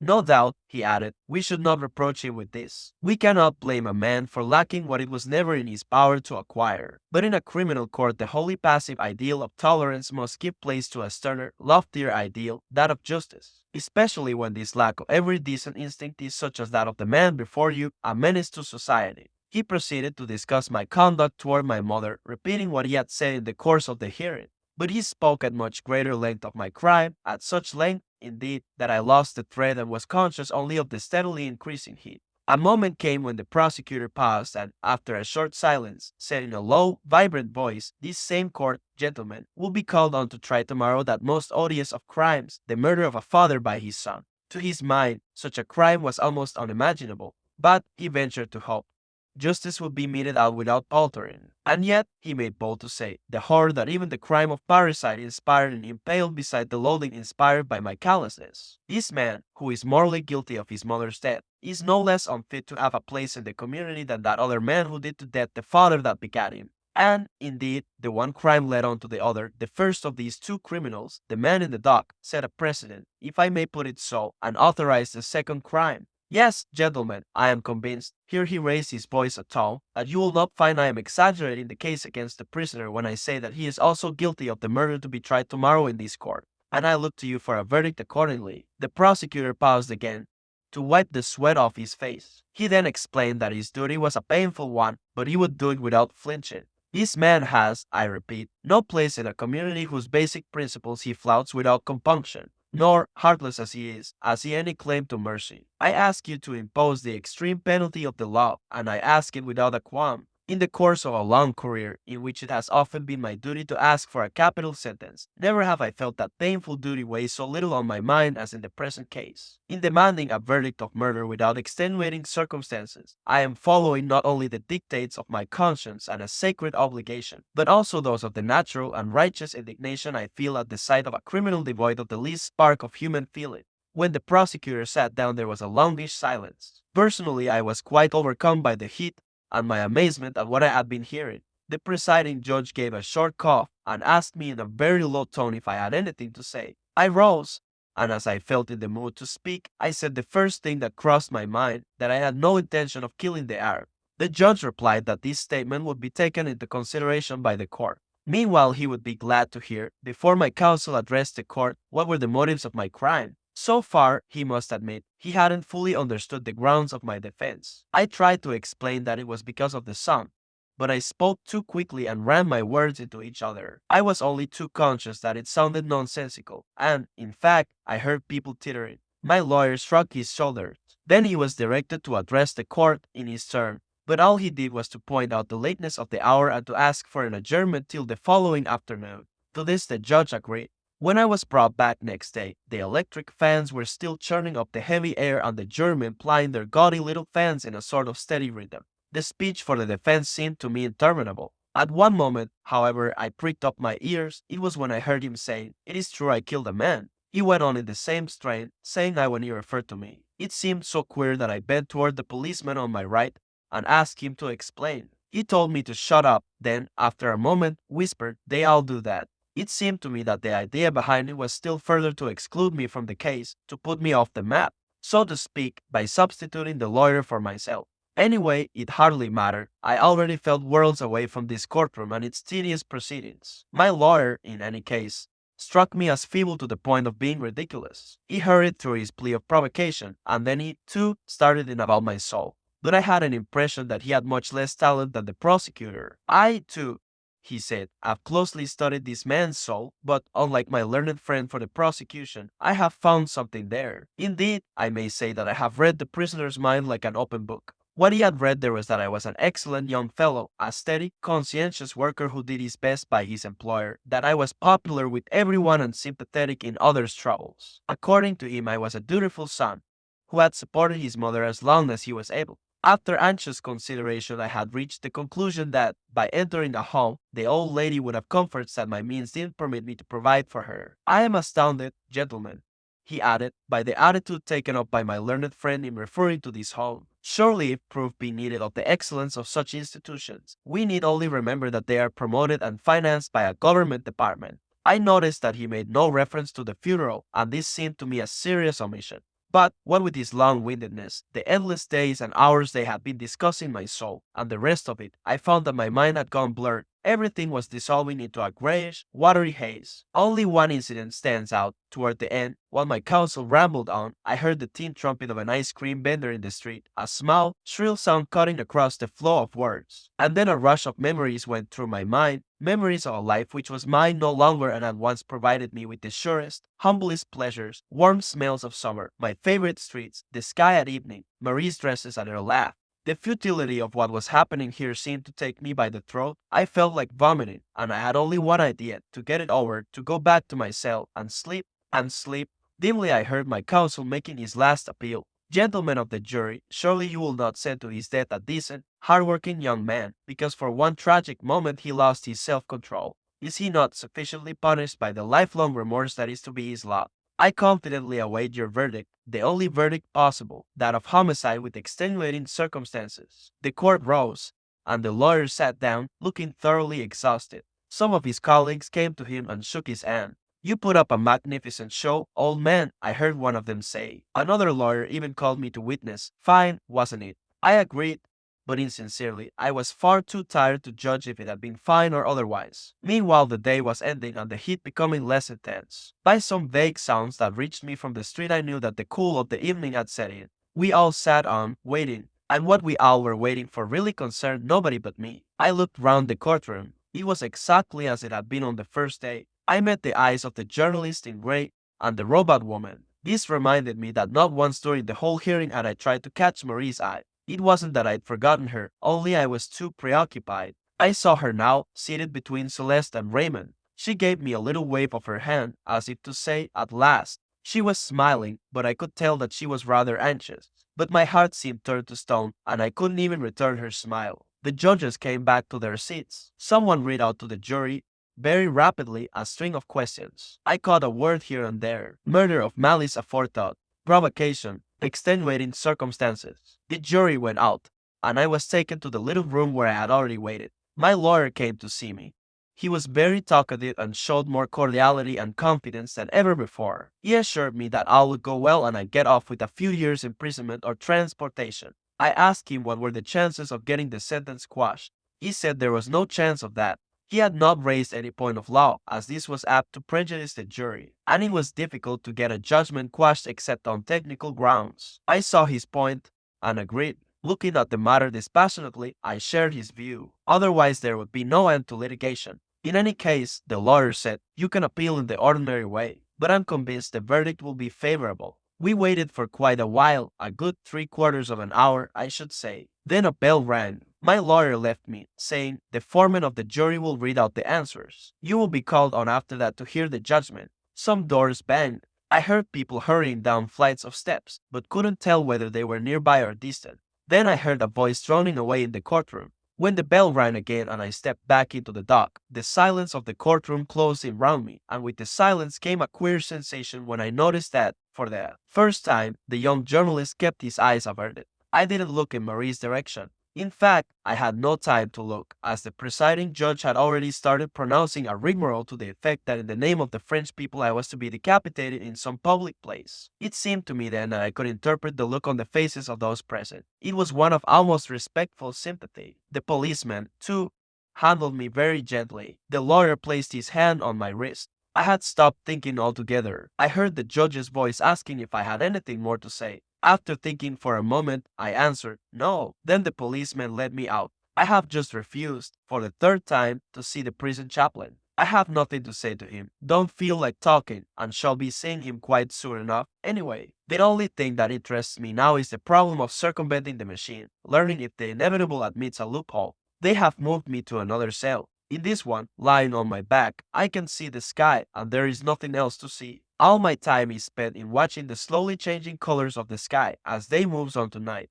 I put my hands behind my head, gaze up, and wait. This problem of a loophole obsesses me. I am always wondering if there have been cases of condemned prisoners escaping from the implacable machinery of justice at the last moment, breaking through the police cordon, vanishing in the nick of time before the guillotine falls. Often and often I blame myself for not having given more attention to accounts of public executions. One should always take an interest in such matters. There's never any knowing what one may come to. Like everyone else, I'd read descriptions of executions in the papers. But technical books dealing with this subject must certainly exist, only I'd never felt sufficiently interested to look them up. And in these books I might have found escape stories. Surely they'd have told me that in one case, anyhow, the wheels had stopped, that once, if only once, in that inexorable march of events, chance or luck had played a happy part. Just once. In a way, I think that single instance would have satisfied me. My emotion would have done the rest. The papers often talk of a debt owed to society, a debt which, according to them, must be paid by the offender. But talk of that sort doesn't touch the imagination. No, the one thing that counted for me was the possibility of making a dash for it and defeating their bloodthirsty right of a mad stampede to freedom that would anyhow give me a moment's hope, the gambler's last throw. Naturally, all that hope could come to was to be knocked down at the corner of a street or picked off by a bullet in my back. But, all things considered, even this luxury was forbidden me. I was caught in the rat trap irrevocably. Try as I might, I couldn't stomach this brutal certitude. For really, when one came to think of it, there was a disproportion between the judgment on which it was based and the unalterable sequence of events starting from the moment when that judgment was delivered. The fact that the verdict was read out at 8 p.m. rather than at 5, the fact that it might have been quite different, that it was given by men who changed their underclothes, and was credited to so vague an entity as the French people. For that matter, why not to the Chinese or the German people? All these facts seemed to deprive the court's decision of much of its gravity. Yet I could but recognize that, from the moment the verdict was given, its effects became as cogent, as tangible, as, for example, this wall against which I was lying, pressing my back to it.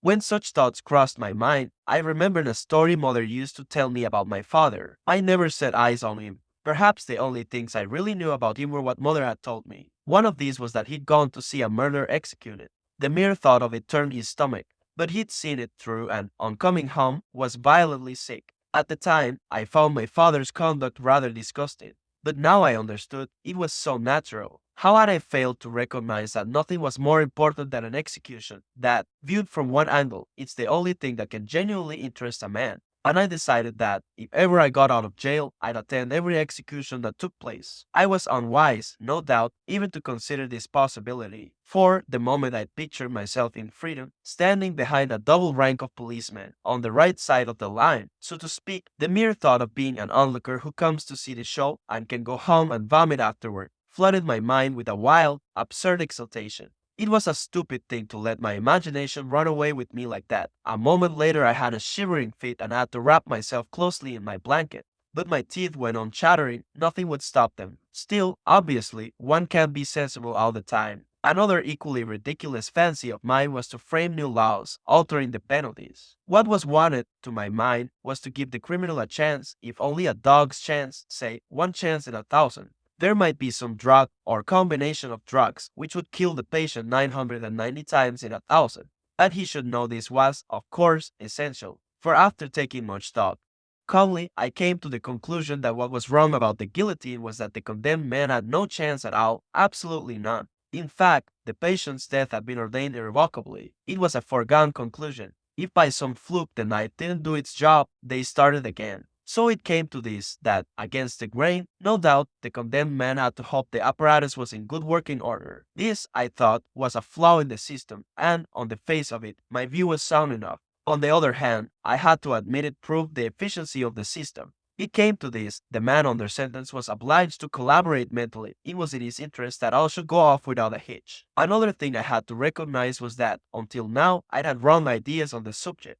For some reason, I'd always supposed that one had to go up steps and climb onto a scaffold to be guillotined. Probably that was because of the 1789 revolution. I mean, what I learned about it at school and the pictures I had seen. Then one morning I remembered a photograph the newspapers had featured on the occasion of the execution of a famous criminal. Actually, the apparatus stood on the ground. There was nothing very impressive about it, and it was much narrower than I'd imagined. It struck me as rather odd that picture had escaped my memory until now. What had struck me at the time was the neat appearance of the guillotine. Its shining surfaces and finish reminded me of some laboratory instrument. One always has exaggerated ideas about what one doesn't know. Now I had to admit it seemed a very simple process. Getting guillotined, the machine is on the same level as the man, and he walks toward it as he steps forward to meet somebody he knows. In a sense, that, too, was disappointing. The business of climbing a scaffold, leaving the world below, so to speak, gave something for a man's imagination to get hold of. But as it was, the machine dominated everything. They killed you discreetly, with a hint of shame and much efficiency. There were two other things about which I was always thinking, the dawn and my appeal.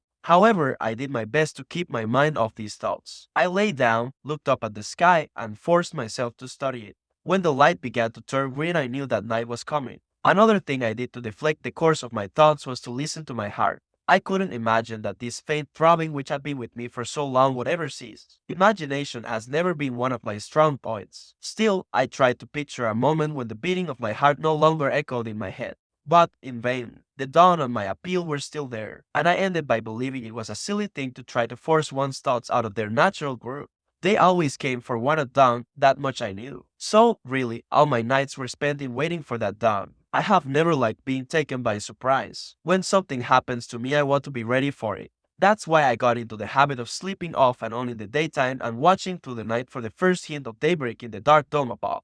The worst period of the night was that vague hour when, I knew, they usually come. Once it was after midnight I waited, listening intently. Never before had my ears perceived so many noises, such tiny sounds. Still, I must say I was lucky in one respect. Never during any of those periods did I hear footsteps. Mother used to say that however miserable one is, there's always something to be thankful for. And each morning, when the sky brightened and light began to flood my cell, I agreed with her, because I might just as well have heard footsteps, and felt my heart shattered into bits. Even though the faintest rustle sent me hurrying to the door and pressing an ear to the rough, cold wood, I listened so intently that I could hear my breathing, quick and hoarse like a dog's panting. Even so there was an end, my heart hadn't split, and I knew I had another 24 hours respite. Then all day there was my appeal to think about. I made the most of this idea, studying my effects so as to squeeze out the maximum of consolation. Thus, I always began by assuming the worst. My appeal was dismissed. That meant, of course, I was to die, sooner than others, obviously. But I reminded myself, it's common knowledge that life isn't worth living, anyhow. And, on a wide view, I could see that it makes little difference whether one dies at the age of 30 or 70, since, in either case, other men and women will continue living. The world will go on as before. Also, whether I died now or 40 years hence, this business of dying had to be got through, inevitably. Still, somehow this line of thought wasn't as consoling as it should have been. The idea of all those years of life in hand was a galling reminder. However, I could argue myself out of it by picturing what would have been my feelings when my term was up and death had cornered me. Once you're up against it, the precise manner of your death has obviously small importance. Therefore, but it was hard not to lose the thread of the argument leading up to that. Therefore, I should be prepared to face the dismissal of my appeal. At this stage, but only at this stage, I had, so to speak, the right, and accordingly I gave myself leave to consider the other alternative, that my appeal was successful. And then the trouble was to calm down that sudden rush of joy racing through my body, and even bringing tears to my eyes. But it was up to me to bring my nerves to heel and steady my mind, for, even in considering this possibility, I had to keep some order in my thoughts, so as to make my consolations, as regards the first alternative, more plausible. When I'd succeeded, I had earned a good hour's peace of mind, and that, anyhow, was something. It was at one of these moments that I refused once again to see the chaplain. I was lying down and could mark the summer evening coming on by a soft golden glow spreading across the sky. I had just turned down my appeal and felt my blood circulating with slow, steady throbs. No, I didn't want to see the chaplain. Then I did something I hadn't done for quite a while. I fell to thinking about Marie. She hadn't written for ages. Probably, I surmised, she had grown tired of being the mistress of a man sentenced to death. Or she might be ill or dead. After all, such things happen. How could I have known about it, since, apart from our two bodies, separated now, there was no link between us, nothing to remind us of each other? Supposing she were dead, her memory would mean nothing. I couldn't feel an interest in a dead girl. This seemed to me quite normal, just as I realized people would soon forget me once I was dead. I couldn't even say that this was hard to stomach. Really, there's no idea to which one doesn't get acclimatized in time. My thoughts had reached this point when the chaplain walked in unannounced. I couldn't help giving a start on seeing him. He noticed this evidently, as he promptly told me not to be alarmed. I reminded him that usually his visits were at another hour and for a pretty grim occasion. This, he replied, was just a friendly visit. It had no concern with my appeal, about which he knew nothing. Then he sat down on my bed, asking me to sit beside him. I refused, not because I had anything against him. He seemed a mild, amiable man. He remained quite still at first, his arms resting on his knees, his eyes fixed on his hands. They were slender but sinewy hands, which made me think of two nimble little animals. Then he gently rubbed them together. He stayed so long in the same position that for a while I almost forgot he was there. All of a sudden he jerked his head up and looked me in the eyes. "Why," he asked, "don't you let me come to see you?" I explained that I didn't believe in God. "Are you really so sure of that?" I said I saw no point in troubling my head about the matter. Whether I believed or didn't was, to my mind, a question of so little importance. He then leaned back against the wall, laying his hands flat on his thighs, almost without seeming to address me. He remarked that he'd often noticed one fancies one is quite sure about something, when in point of fact one isn't. When I said nothing, he looked at me again and asked, "Don't you agree?" I said that seemed quite possible. But though I mightn't be so sure about what interested me, I was absolutely sure about what didn't interest me, and the question he had raised didn't interest me at all. He looked away and, without altering his posture, asked if it was because I felt utterly desperate that I spoke like this. I explained that it wasn't despair I felt, but fear, which was natural enough. "In that case," he said firmly, "God can help you. All the men I've seen in your position turn to him in their time of trouble." Obviously, I replied, they were at liberty to do so if they felt like it. I, however, didn't want to be helped, and I hadn't time to work up interest for something that didn't interest me. He fluttered his hands fretfully, then, sitting up, smoothed out his cassock. When this was done, he began talking again, addressing me as my friend. "It wasn't because I'd been condemned to death," he said, "that he spoke to me in this way. In his opinion, every man on the earth was under sentence of death." There, I interrupted him. That wasn't the same thing, I pointed out, and, what's more, could be no consolation. He nodded. "Maybe. Still, if you don't die soon, you'll die one day. And then the same question will arise. How will you face that terrible, final hour?" I replied that I'd face it exactly as I was facing it now. Thereat he stood up and looked me straight in the eyes. It was a trick I knew well. I used to amuse myself trying it on Emmanuel and Celeste, and 9 times out of 10 they'd look away uncomfortably. I could see the chaplain was an old hand at it, as his gaze never faltered, and his voice was quite steady when he said, "Have you no hope at all? Do you really think that when you die outright, and nothing remains?" I said, "Yes." He dropped his eyes and sat down again. He was truly sorry for me, he said. "It must make life unbearable for a man to think as I did." The priest was beginning to bore me, and, resting a shoulder on the wall, just beneath the little skylight, I looked away. Though I didn't trouble much to follow what he said, I gathered he was questioning me again. Presently his tone became agitated, urgent, and, as I realized that he was genuinely distressed, I began to pay more attention. He said he felt convinced my appeal would succeed, but I was saddled with a load of guilt, of which I must get rid. In his view, man's justice was a vain thing, only God's justice mattered. I pointed out that the former had condemned me. Yes, he agreed, but it hadn't absolved me from my sin. I told him that I wasn't conscious of any sin. All I knew was that I'd been guilty of a criminal offense. Well, I was paying the penalty of that offense, and no one had the right to expect anything more of me. Just then he got up again, and it struck me that if he wanted to move in this tiny cell, almost the only choice lay between standing up and sitting down. I was staring at the floor. He took a single step toward me and halted as if he didn't dare to come nearer. Then he looked up through the bars at the sky. "You're mistaken, my son," he said gravely. "There's more that might be required of you, and perhaps it will be required of you." "What do you mean?" "You might be asked to see." "To see what?" Slowly the priest gazed round my cell, and I was struck by the sadness of his voice when he replied, "These stone walls, I know it only too well, are steeped in human suffering. I've never been able to look at them without a shudder. And yet, believe me, I am speaking from the depths of my heart. I know that even the wretchedest amongst you have sometimes seen, taking form against that grayness, a divine face. It's that face you are asked to see." This roused me a little.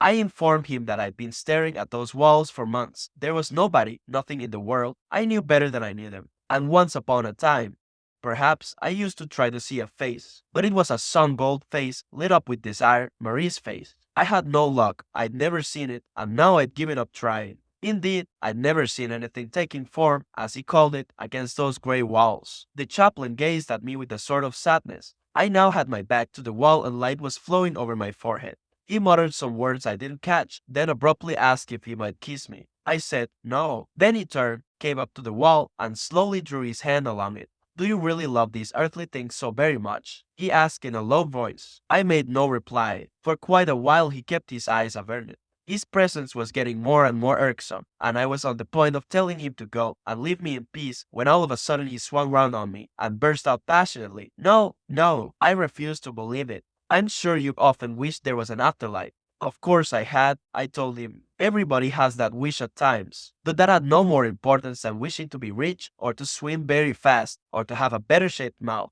It was in the same order of things. I was going on in the same vein when he cut in with a question. How did I picture the life after the grave? I fairly bawled out at him, a life in which I can remember this life on earth. That's all I want of it. And in the same breath I told him I'd had enough of his company. But, apparently, he had more to say on the subject of God. I went close up to him and made a last attempt to explain that I'd very little time left, and I wasn't going to waste it on God. Then he tried to change the subject by asking me why I hadn't once addressed him as father, seeing that he was a priest. That irritated me still more, and I told him he wasn't my father, quite the contrary, he was on the other side. No, no, my son, he said, laying his hand on my shoulder. I'm on your side, though you don't realize it, because your heart is hardened. But I shall pray for you. Then, I don't know how it was, but something seemed to break inside me, and I started yelling at the top of my voice. I hurled insults at him. I told him not to waste his rotten prayers on me. It was better to burn than to disappear. I'd taken him by the neckband of his cassock, and, in a sort of ecstasy of joy and rage, I poured out on him all the thoughts that had been simmering in my brain. He seemed so cocksure, you see, and yet none of his certainties was worth one strand of a woman's hair. Living as he did, like a corpse, he couldn't even be sure of being alive. It might look as if my hands were empty. Actually, I was sure of myself, sure about everything, far surer than he, sure of my present life and of the death that was coming. That, no doubt, was all I had, but at least that certainly was something I could get my teeth into, just as it had got its teeth into me. I'd been right, I was still right, I was always right. I'd passed my life in a certain way, and I might have passed it in a different way if I'd felt like it. I'd acted thus, and I hadn't acted otherwise. I hadn't done X, whereas I had done Y or Z. And what did that mean? That, all the time, I'd been waiting for this present moment, for that dawn, tomorrow's or another day's, which was to justify me. Nothing had the least importance, and I knew quite well why. He, too, knew why. From the dark horizon of my future, a sort of slow, persistent breeze had been blowing toward me, all my life long, from the years that were to come. And on its way that breeze had leveled out all the ideas that people tried to foist on me in the equally unreal years I then was living through. What difference could they make to me? The deaths of others, or a mother's love, or his God, or the way a man decides to live, the fate he thinks he chooses. Since one and the same fate was bound to choose not only me but thousands of millions of privileged people who, like him, called themselves my brothers. Surely he must see that. Every man alive was privileged. There was only one class of men, the privileged class. All alike would be condemned to die one day. His turn, too, would come like the others. And what difference could it make if, after being charged with murder, he were executed because he didn't weep at his mother's funeral, since it all came to the same thing in the end. The same thing for Salamano's wife and for Salamano's dog. That little robot woman was as guilty as the girl from Paris who had married Masson, or as Marie, who wanted me to marry her. What did it matter if Raymond was as much my pal as Celeste, who was a far worthier man? What did it matter if at this very moment Marie was kissing a new boyfriend? As a condemned man himself, couldn't he grasp what I meant by that dark wind blowing from my future? I had been shouting so much that I lost my breath, and just then the jailers rushed in and started trying to release the chaplain from my grip. One of them made as if to strike me. The chaplain quieted them down, then gazed at me for a moment without speaking. I could see tears in his eyes. Then he turned and left the cell. Once he'd gone, I felt calm again. But all this excitement had exhausted me and I dropped heavily onto my sleeping plan. I must have had a longish sleep, for, when I woke, the stars were shining down on my face. Sounds of the countryside came faintly in, and the cool night air, veined with smells of earth and salt, fanned my cheeks. The marvelous peace of the sleep-bound summer night flooded through me like a tide. Then, just on the edge of daybreak, I heard a steamer's siren. People were starting on a voyage to a world which had ceased to concern me forever. Almost for the first time in many months I thought of my mother. And now, it seemed to me, I understood why at her life's end she had taken on a fiancé, why she played at making a fresh start. There, too, in that home where lives were flickering out, the dusk came as a mournful solace. With death so near, mother must have felt like someone on the brink of freedom, ready to start life all over again. No one in the world had any right to weep for her, and I, too, felt ready to start life all over again. It was as if that great rush of anger had washed me clean, emptied me of hope, and, gazing up at the dark sky spangled with its signs and stars, for the first time, I laid my heart open to the benign indifference of the universe. To feel it so like myself, indeed, so brotherly, made me realize that I'd been happy, and that I was happy still. For all to be accomplished, for me to feel less lonely, all that remained to hope was that on the day of my execution there should be a huge crowd of spectators and that they should greet me with howls of execration. The end.